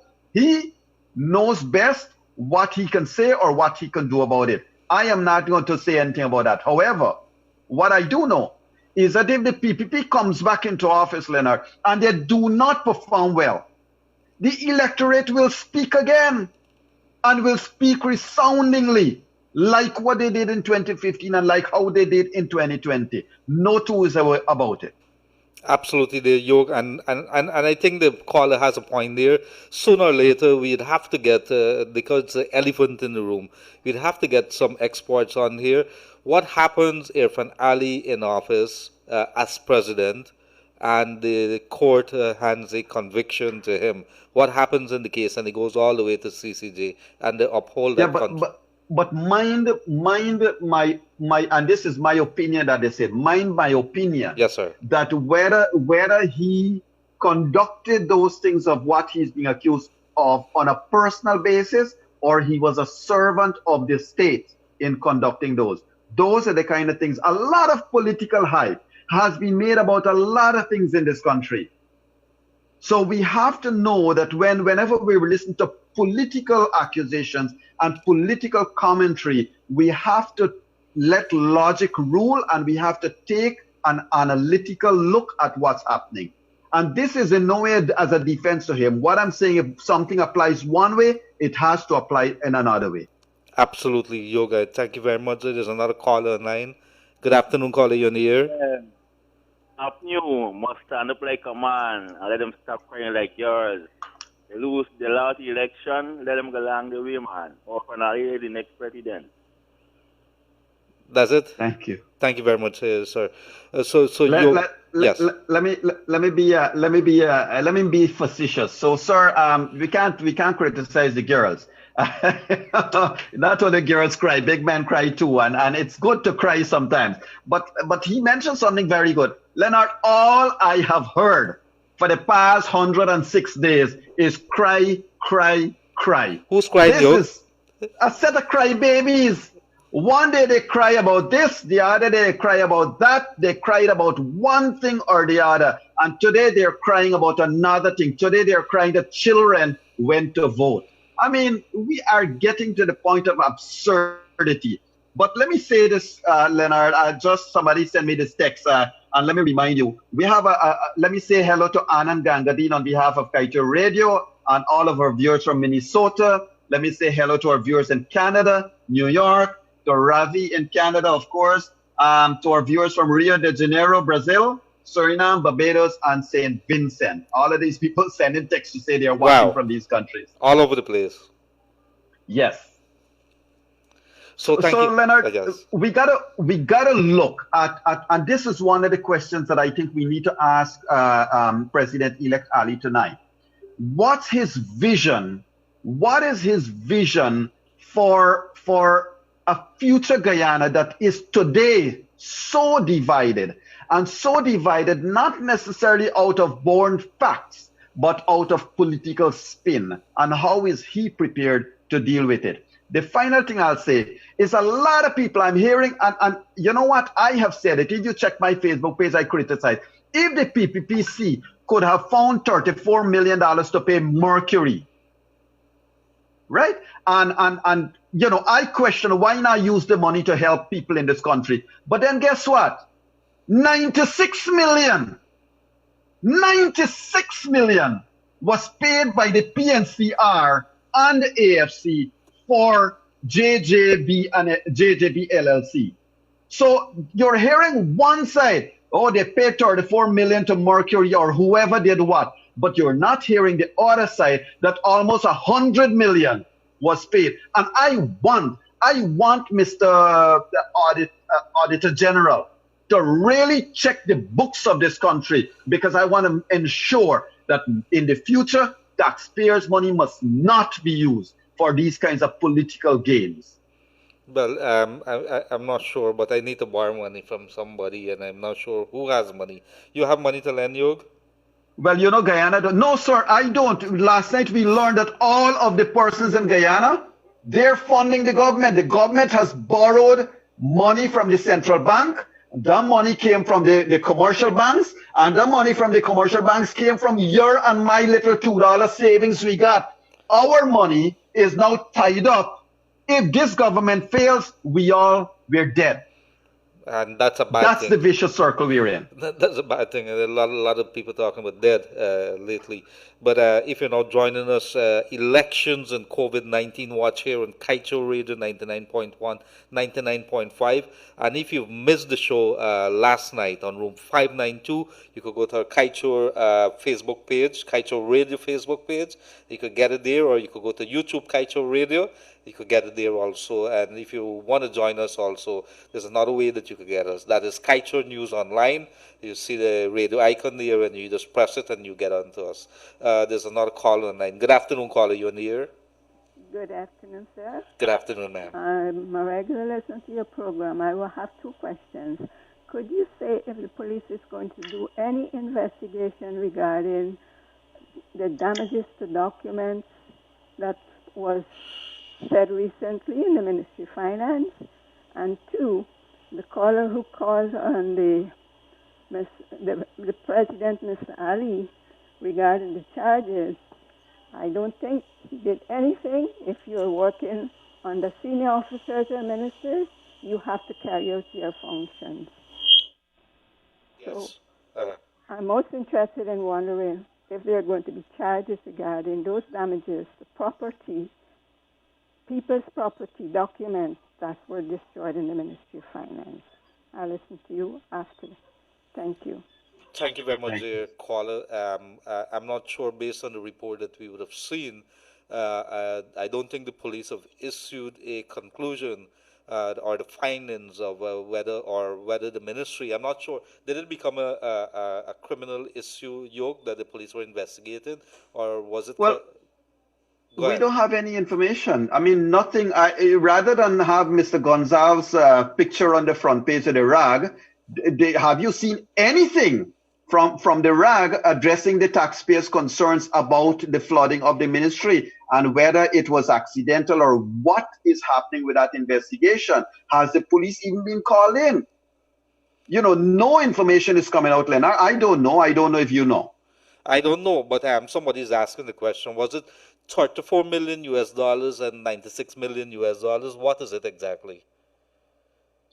Look, there is a company called Mercury. If you check my Facebook page, you would see the contract. I shared it there because it's available from, or go to us.gov or something like that. You go to that website, you can find the contract that the PPP signed with a lobbying firm in the US.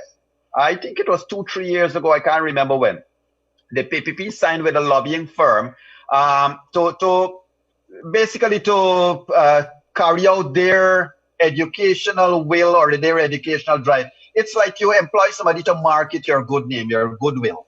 And so what we do know happened. So that has taken place a couple of years ago. And as of this year, what we do know is that the APNU+AFC signed a contract. First, it was the government of Guyana. They signed a contract with JJB LLC, another lobbying firm in the US, for $90-odd million, almost $100 million, that also sought to do the same. And so, all of these people would have gotten their work cut out for them in the US. Mind you, a lot of the interest of a number of persons who signed these contracts are in America, not in Guyana. I want to make sure I say that, because it's passing strange that the first contract that was signed recognizing Mr. Harmon as a U.S. citizen. I haven't heard a word to debunk that. And those are the kind of things. But to the point of the question you read there, it is lobbying firms in the U.S. that were employed or contracted by the political parties to promote their own goodwill and their own spin narrative. I think it was whether the amounts that you mentioned, whether it's a 34 million US dollars and a 96 million US dollars. I think that was the question. Yes. It's 34 million. I will get the exact figure just now in a couple of minutes. Thank you very much, dear. There's another caller online. Good afternoon, caller. You're on the air. Hello? Yes, good afternoon, sir. You're on the air. Kaicho Radio. Good afternoon, Mr. Leonard and Dr. Yog. I guess the two of you might as well know me now because I've been looking at your program every single day. Again, let me extend my sentiment by congratulating both of you, comrades. But quickly, one of the callers who called and were saying that he's very fearful of our president-elect, Dr. Mohammed Irfan Ali, about those charges was filed against him, what will happen. Since 2018, December, we had a no confidence motion was passed in the Parliament of Guyana. We have seen that Mr. Granger and his minister has been breaching the Constitution and violate the Constitution of this country and claim to deny it bold and barefacedly. Also, Mr. Leonard and Dr. Yog, we have seen state money, taxpayer money, has been misspent and spent wrongfully. And people must not stifle their conscience to look and to be one-sided. If someone is being held accountable for something that he or she did do wrongfully, they must be held accountable for that. But we must not be one-sided. We must be looking what is happening in this country and what for ministers of this country, there were ministers, no more ministers, what they are doing to this country, what they are doing with the taxpayer money, as Dr. Yog has been emphasizing every day in that, Leonard. And I want to say to you and Dr. Yog, I'm listening to you about the gifts you all are talking about sharing out.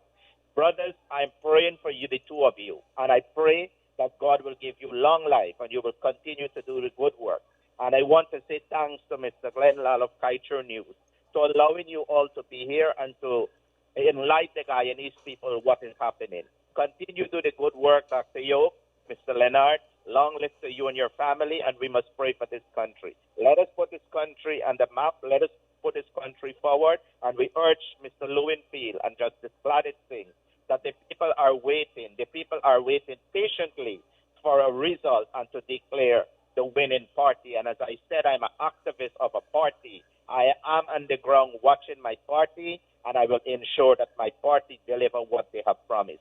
Thank both of you, comrade, and take care. God bless you. Thank you very much. Put Guyana first. That is a message. Yog, there's a comment here. I think the new government should review the salaries of the members of parliament. It is too high. It needs to be pulled down. Your comments, please. And I'm not sure, Yog. The last parliament, we know that it was troubled, very troubled. 2018 December was when that no confidence motion. But before that, when we would have looked at the performance of the National Assembly, Parliament, you want to talk about that, the number of sit-ins and the work that they would have been able to do, we would have been able to see some figures. 1.5 million US dollars, 1.5 million Guyana dollars. Every time there's a sit-in in Parliament, Yog, there's not easy money. And what did we achieve during the last Parliament? Are we overpaying the parliamentarians? Should parliamentarians be paid? I understand that you come in from out of the regions and so on. But when you signed up for this thing should not be a job. It should be service to the people. So money can't be the number one thing that you really going for elections and you say you want to represent the people. It's a service to the people, and so maybe we need to relook at that. Who are the people that are really running? Are they really after the money that is being paid there? Maybe it's something, maybe I'm looking at it the wrong way. Maybe we could look at it another way. What are some of your thoughts, Yog? It's an interesting question. Yeah, a couple of things. One is that, you remember Teddy Jagan, I think, said something. This is not a direct quote, but he would have said something. You can't live in a donkey cart economy and expect to live a Cadillac lifestyle. So the truth is that we must pay what we can afford. Now, one has to juxtaposition that with the following. If a person, let's say any of our sons and daughters, if my son studies and invests his time, takes loan, invests his time and studies and gets a certificate, gets himself qualified, one would expect, and he would expect, to be paid for his service. So there needs to be a benchmark for professional services. And one would find that the rate at which ministers are being paid compared to, let's say, chief operating officer in a private company. So those kinds of benchmark you have to look at. Responsibility should have, a pay that would ensure that their responsibility is catered for. In other words, you are a public servant, but you have to maintain your family, you have to maintain all of that. Here is where it got a little upside down in Guyana. We are paying salaries to our public servants, ministers. Let's take the ministers of government. Let's take the Prime Minister's office, for example. If you're paying the gentleman $1 million, if you're paying him $1 million salary per month, and you're giving him a car, you're giving him a driver, you're giving him a maid or two, you're giving him a gardener or two. In other words, he has no expense. You're paying his electricity, you're paying his telephone, you're paying everything. Then all of that, when you say he's receiving a salary of $1 million, it is understated, because you have to look at his total remuneration. And that's the kind of figures and that's the kind of transparency I think we must demand from the next government of this country. We need to have your total remuneration package, not just your dollars, the total you're paid in terms of salary. Don't forget, people who sit in National Assembly, their medical expenses are being paid for. So all of this comes from the taxpayer. The caller is quite right. We need to look at things, and you need to look at things from the perspective of, equality. On top of it all, Leonard, there are certain salaries in this country that are tax-free. Like, let's take, for example, the GRA. The head of GRA is receiving a fantastic salary to do his job, but he pays no tax.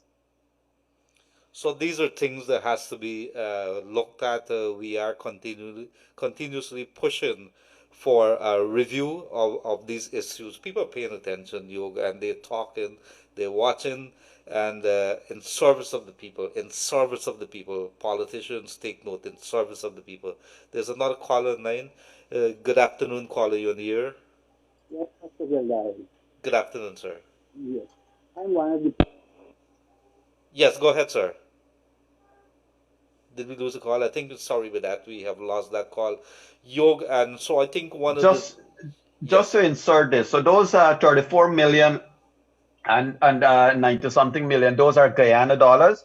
The US dollars would have been 150,000 US, excuse me, and 480,000.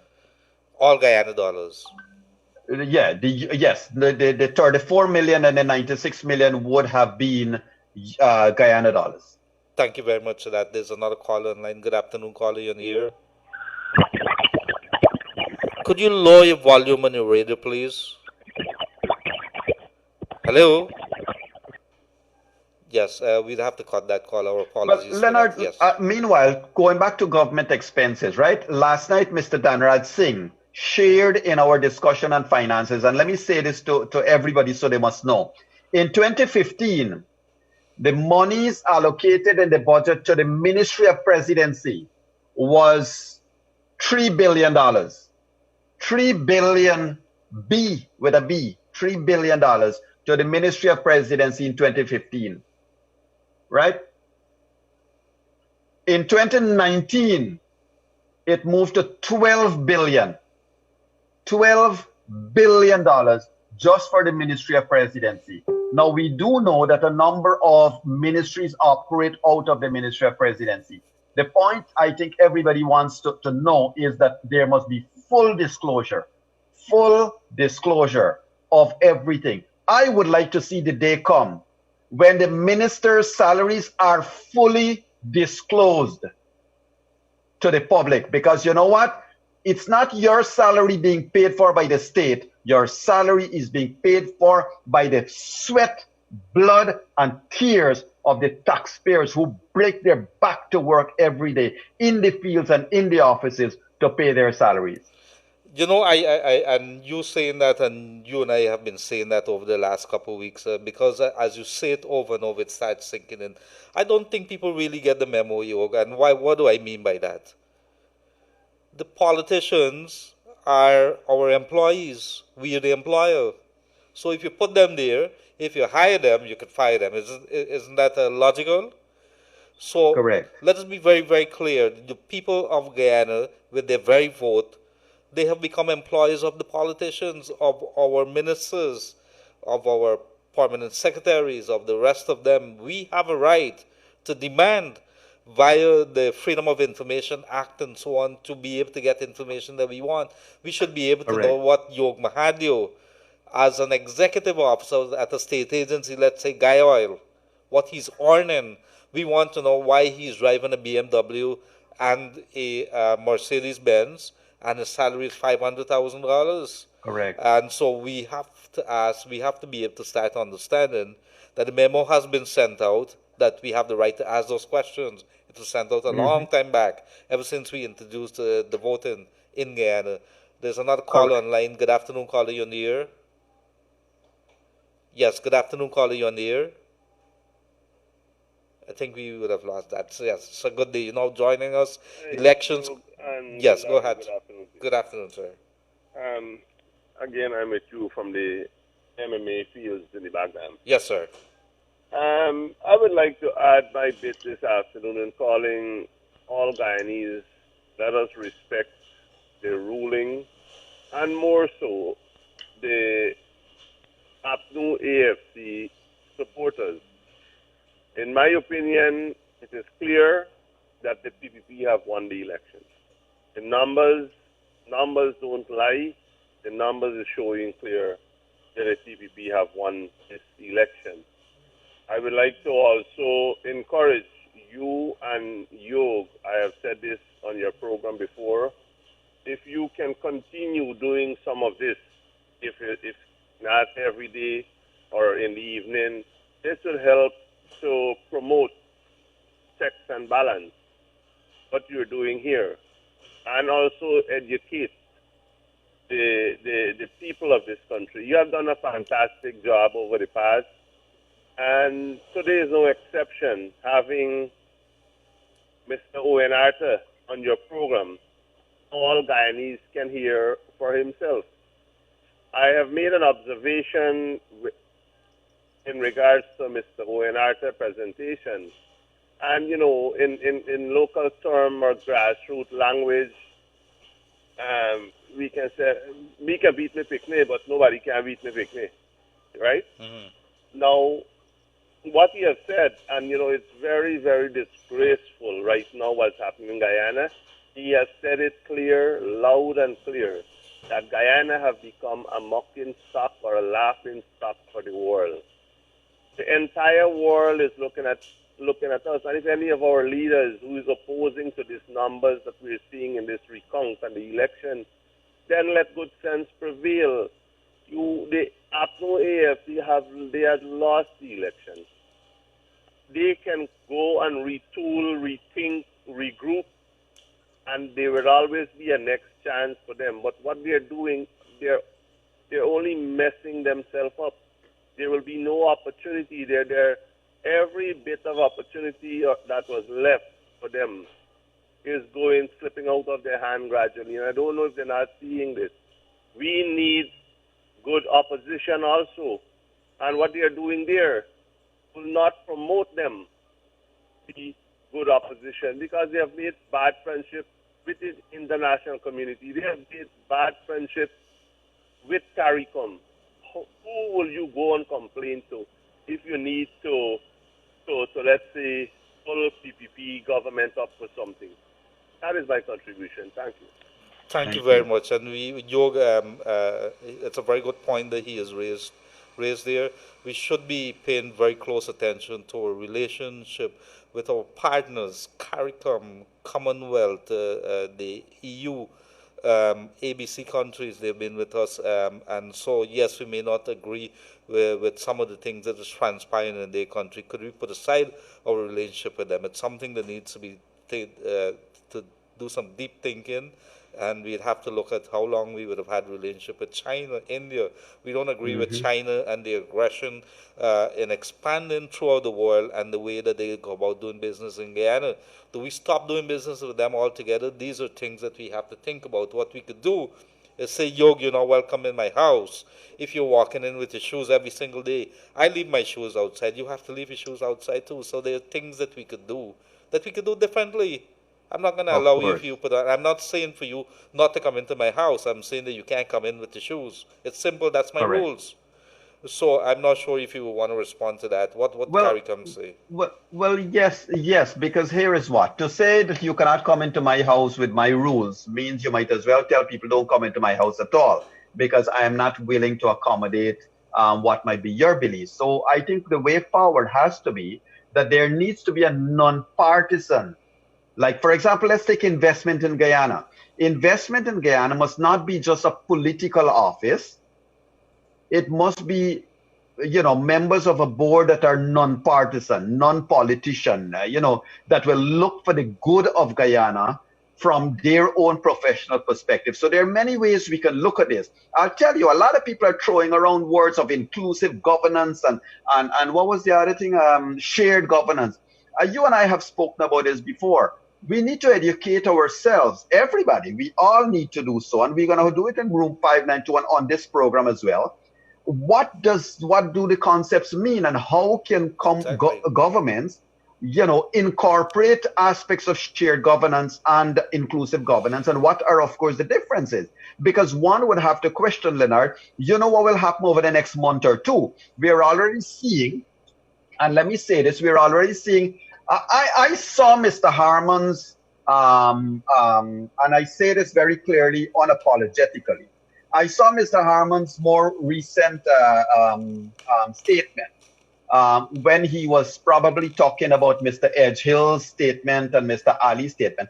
I was wondering whether I was listening to the concessions, he was conceding in that speech. because he certainly was conceding in that speech that he lost power.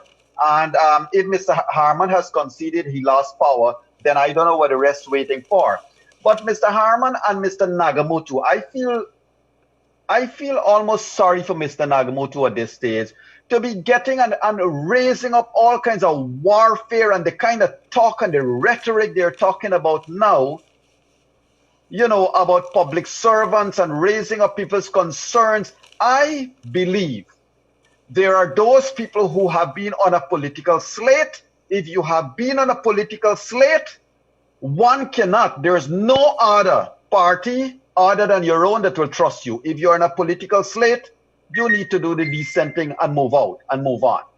If you are a professional, you should not be involved in politics, and therefore you should have no fear of anybody telling you to move on and move off. Those are some very, very simple, and I believe they're practiced all around the world.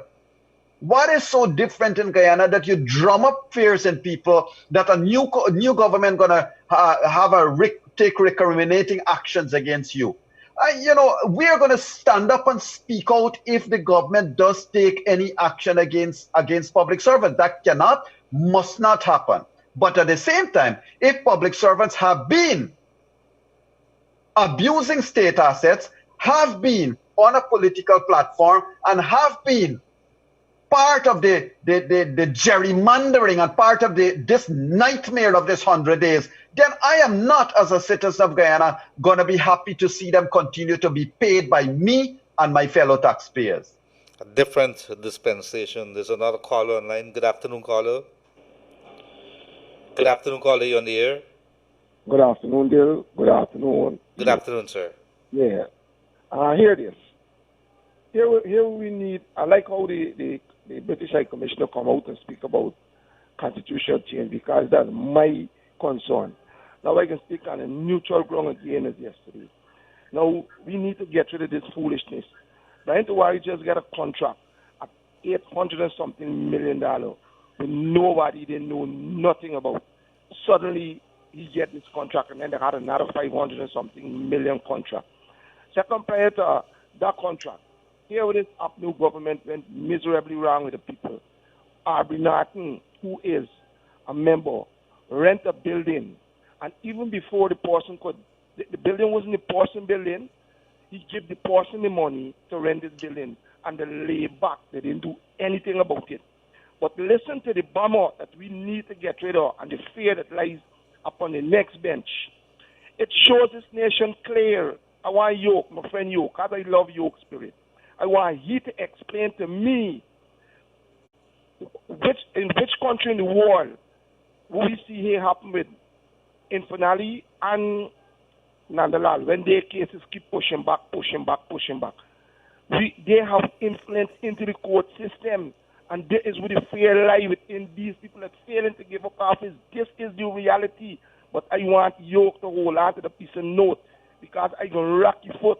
We got to push for constitutional change. If we had constitutional change, long ago the dark blanket would have been off for this nation, because my concern is with you, the nation. When you in town, you're asking Indian people, taxi, they jump in here. When you go in the market, they're asking you to be shopping. And they ain't got no different price, the price level. They got various supermarkets you could go in, and you see they got different prices. And anybody could go to it and buy. As Yoke said it already, that when you're sick, you don't look at no particular person. And Dr. Infant, I personally got a problem with it. Guyana is an undeveloped country, and it have a lot of avenue to do business. And we need to move this country ahead.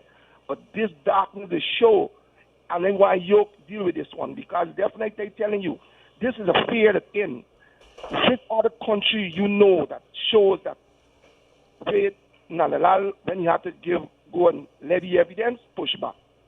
With name, push back. The system needs to be moved away. That's it. And we're dealing with this foolishness with this government. Not give out do a contract, and the contract that he do, the person never own the building. Then Brian Tawari just get a big contract.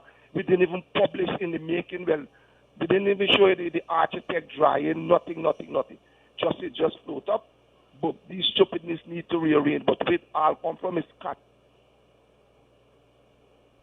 Thank you. I think we will holding you towards it because we got to push for this. Thanks. Thank you very much, dear. Thank you very much, dear caller.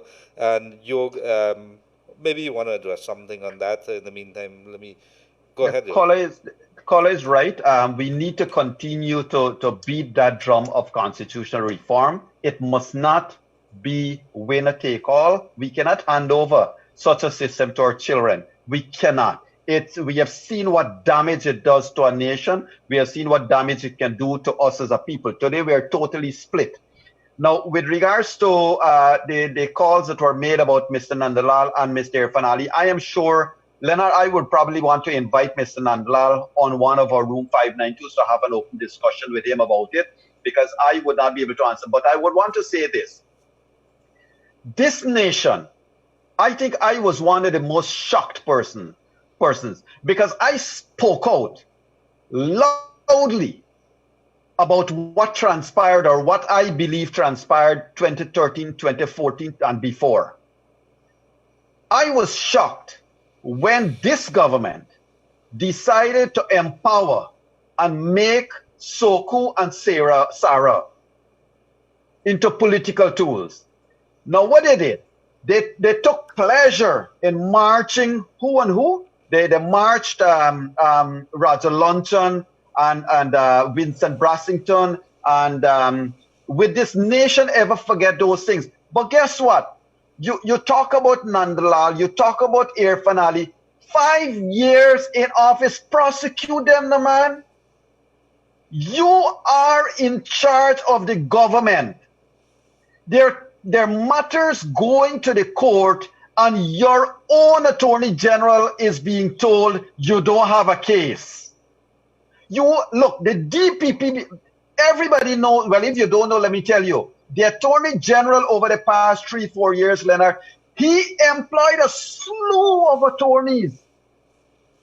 He wasn't using the DPP office as much as previously done. He employed his own bank of attorneys to take matters, to prosecute matters. Where are all of these matters?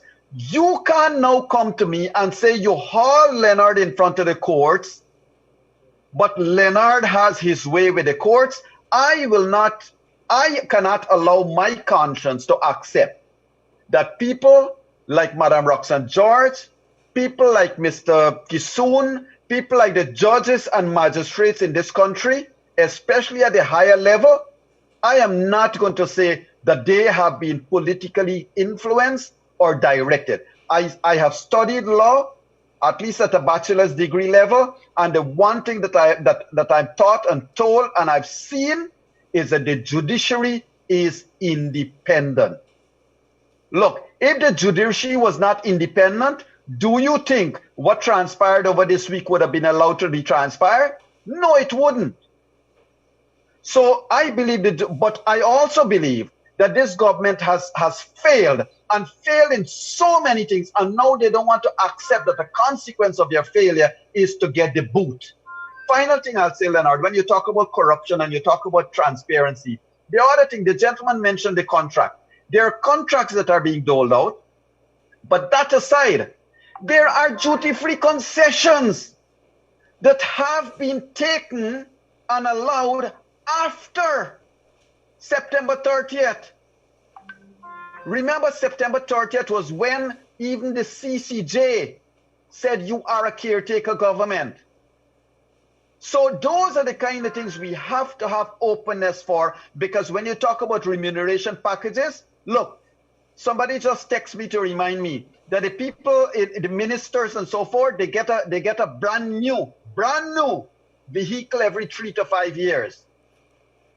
What happens after you buy another one? What happened to the first one? Does it go back to the state and being auctioned so that the state can get some money?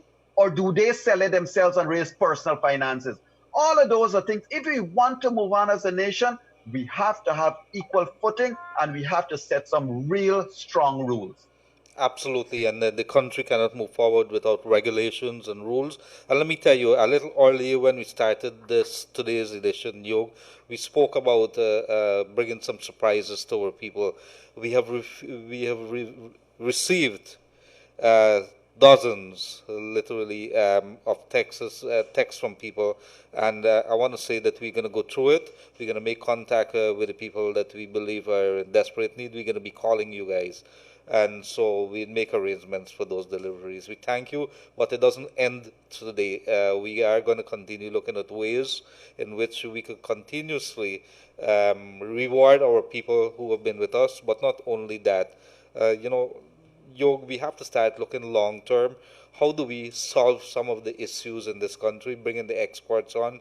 Room 592 this evening, we have some very tough questions here for President-elect, if you want to say that, or the presidential candidate of the People's Progressive Party, Civic Irfan Ali. At this moment, we're going to be very cautious until GCOM comes out and make their declaration. But in the meantime, Irfan Ali is coming here, and there's going to be some very tough questions for him, including how do we heal this country? How do you fix the economy? What do you do with the sugar industry? I think the sugar workers would want to hear about that, because based on the prognosis, based on what we've seen so far, it is going to be a tough call, or some tough calls would have to be made when it comes to the sugar industry in Guyana and the way forward. So, Yog, there's a caller on line. Good afternoon, caller. You're in the air. Yeah, good afternoon, Leonard. Good afternoon, sir. There's something talking about the sugar industry. That is what I'm calling on.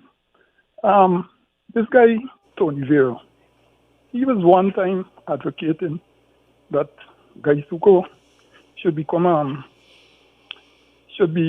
made into tilapia farm and all that.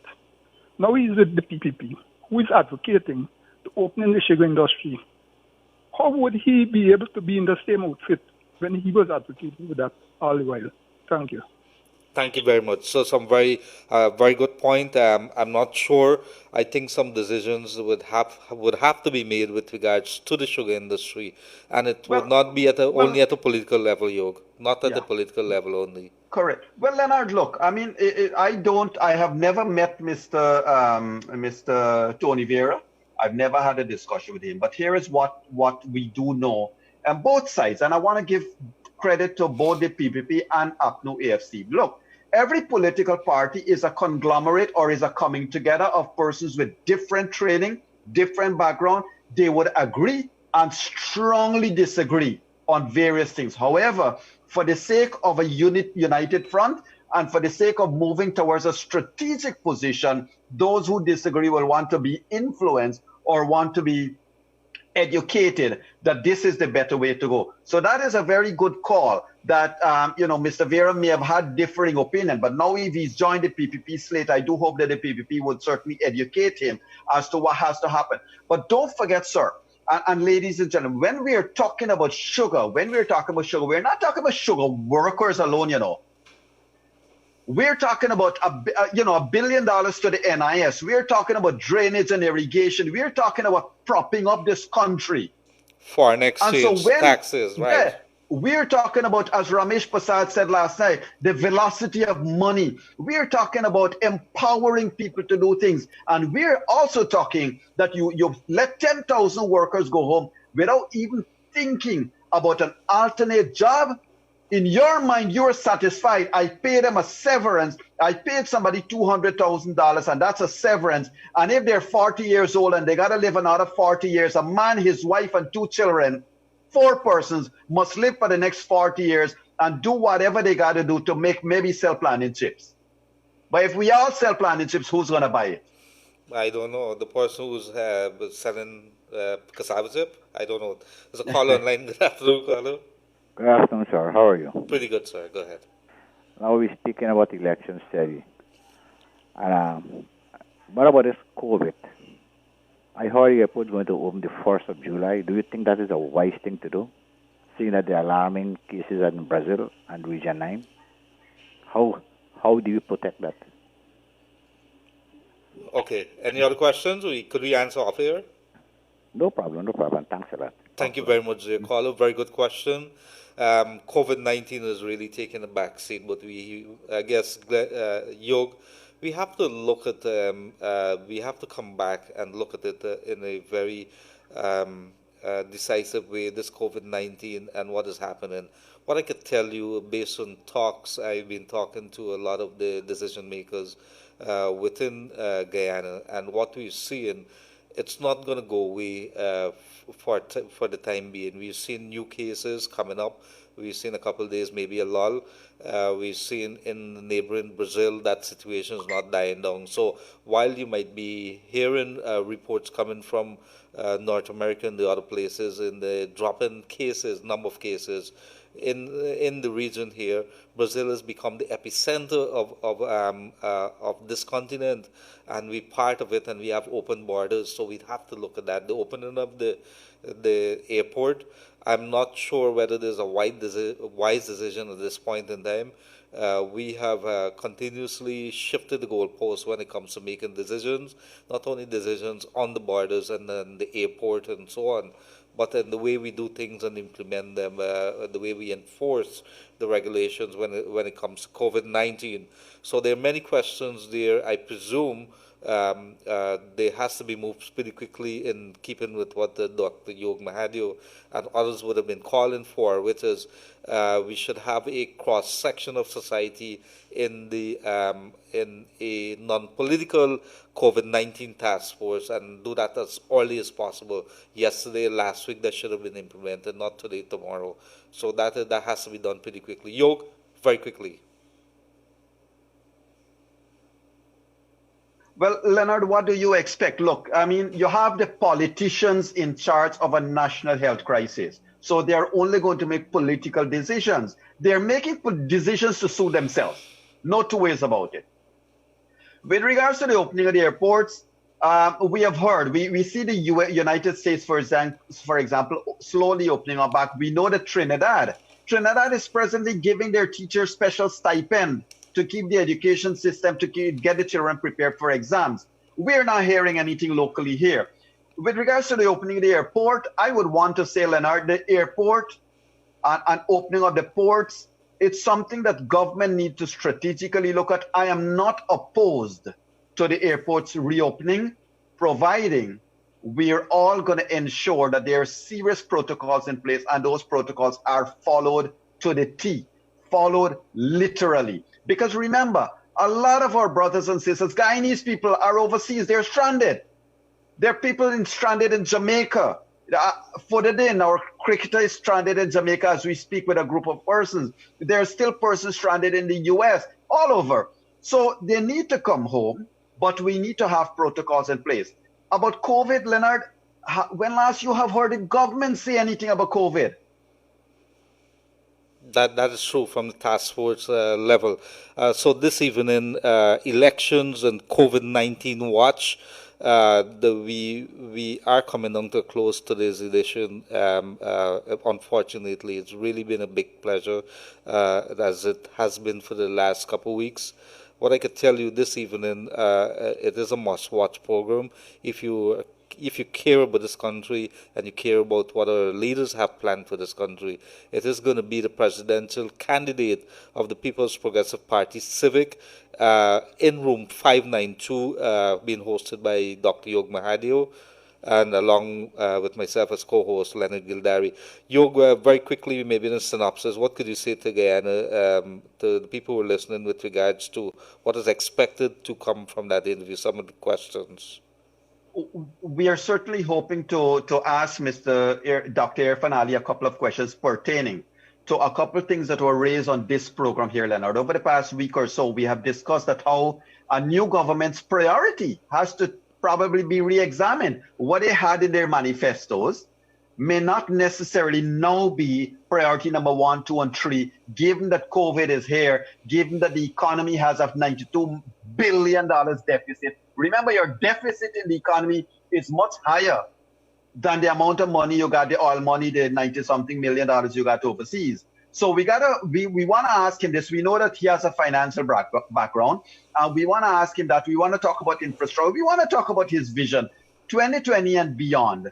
What does Dr. Irfan Ali see as to be the priorities for his government getting into office? And especially, how are we going to heal Guyana? What are his views for that? Absolutely, Yog, and I'm very interested. I think most important for me is how do we heal this country. And so that is going to be in room 592, 7:30 p.m. sharp. It's been a hot couple days and nights when it comes to elections and COVID-19 watch here on Kaito Radio. And of course, room 592, the decisive information center when it comes to analyzing the news, not only elections, but other happenings in our country, this beautiful country of ours. Unfortunately, we have run out of time. I can't take any more calls. We can't take any more calls at Kaito Radio. We're going to be back. Let's see how it plays out, maybe tomorrow, Monday. Let's see how it plays, Yog. We were not planning to do anything tomorrow. There's some other things happening. However, we're keeping a very close eye on elections, again, a commission, and seeing whether there is going to be that handing over of that anticipated report tomorrow. And maybe, definitely you could tune into Kaito Radio 99.1, 99.5 on Facebook, Kaito Radio, on YouTube, Kaito Radio, or Kaito News Online. You could get us there. In the meantime, with regards, we have received dozens of texts from our people, our listeners, and Yog, you and I will go through it, and we're going to choose our people. And of course, this does not end here. We want to reward more people. So this continues. We're going to be beating down some doors, calling some people, so we could help our most vulnerable. The little that we can do, we know that it's going to open the floodgates. But let's see if we could change one person's life. It would be a good thing for our country, Yog. I think that's it. Any other thing that you want to say, Yog, before we go? Well, it's weekend, so I want to wish everybody a good weekend. Today is Friday, isn't it? It is. I just want to wish everybody a great weekend, and I want to remind everybody that as we are staying home and observing all the COVID protocols, let's ensure that we keep an eye out for each other, stay away from each other, and wash hands, keep our children safe. And I would like to extend to every child across Guyana and wherever you're joining us from, have a great weekend and ensure mommy and daddy stay safe so that you are safe. Thank you very much, dear. My co-host, Dr. Yog Mahadeo, myself, Leonard Gildarie. It has been a pleasure coming to you over the last 1.5, 2 hours, 2 hours. So we're going to be back with you this evening, 7:30 p.m. sharp. It's been a pleasure. Have a pleasant rest of the day.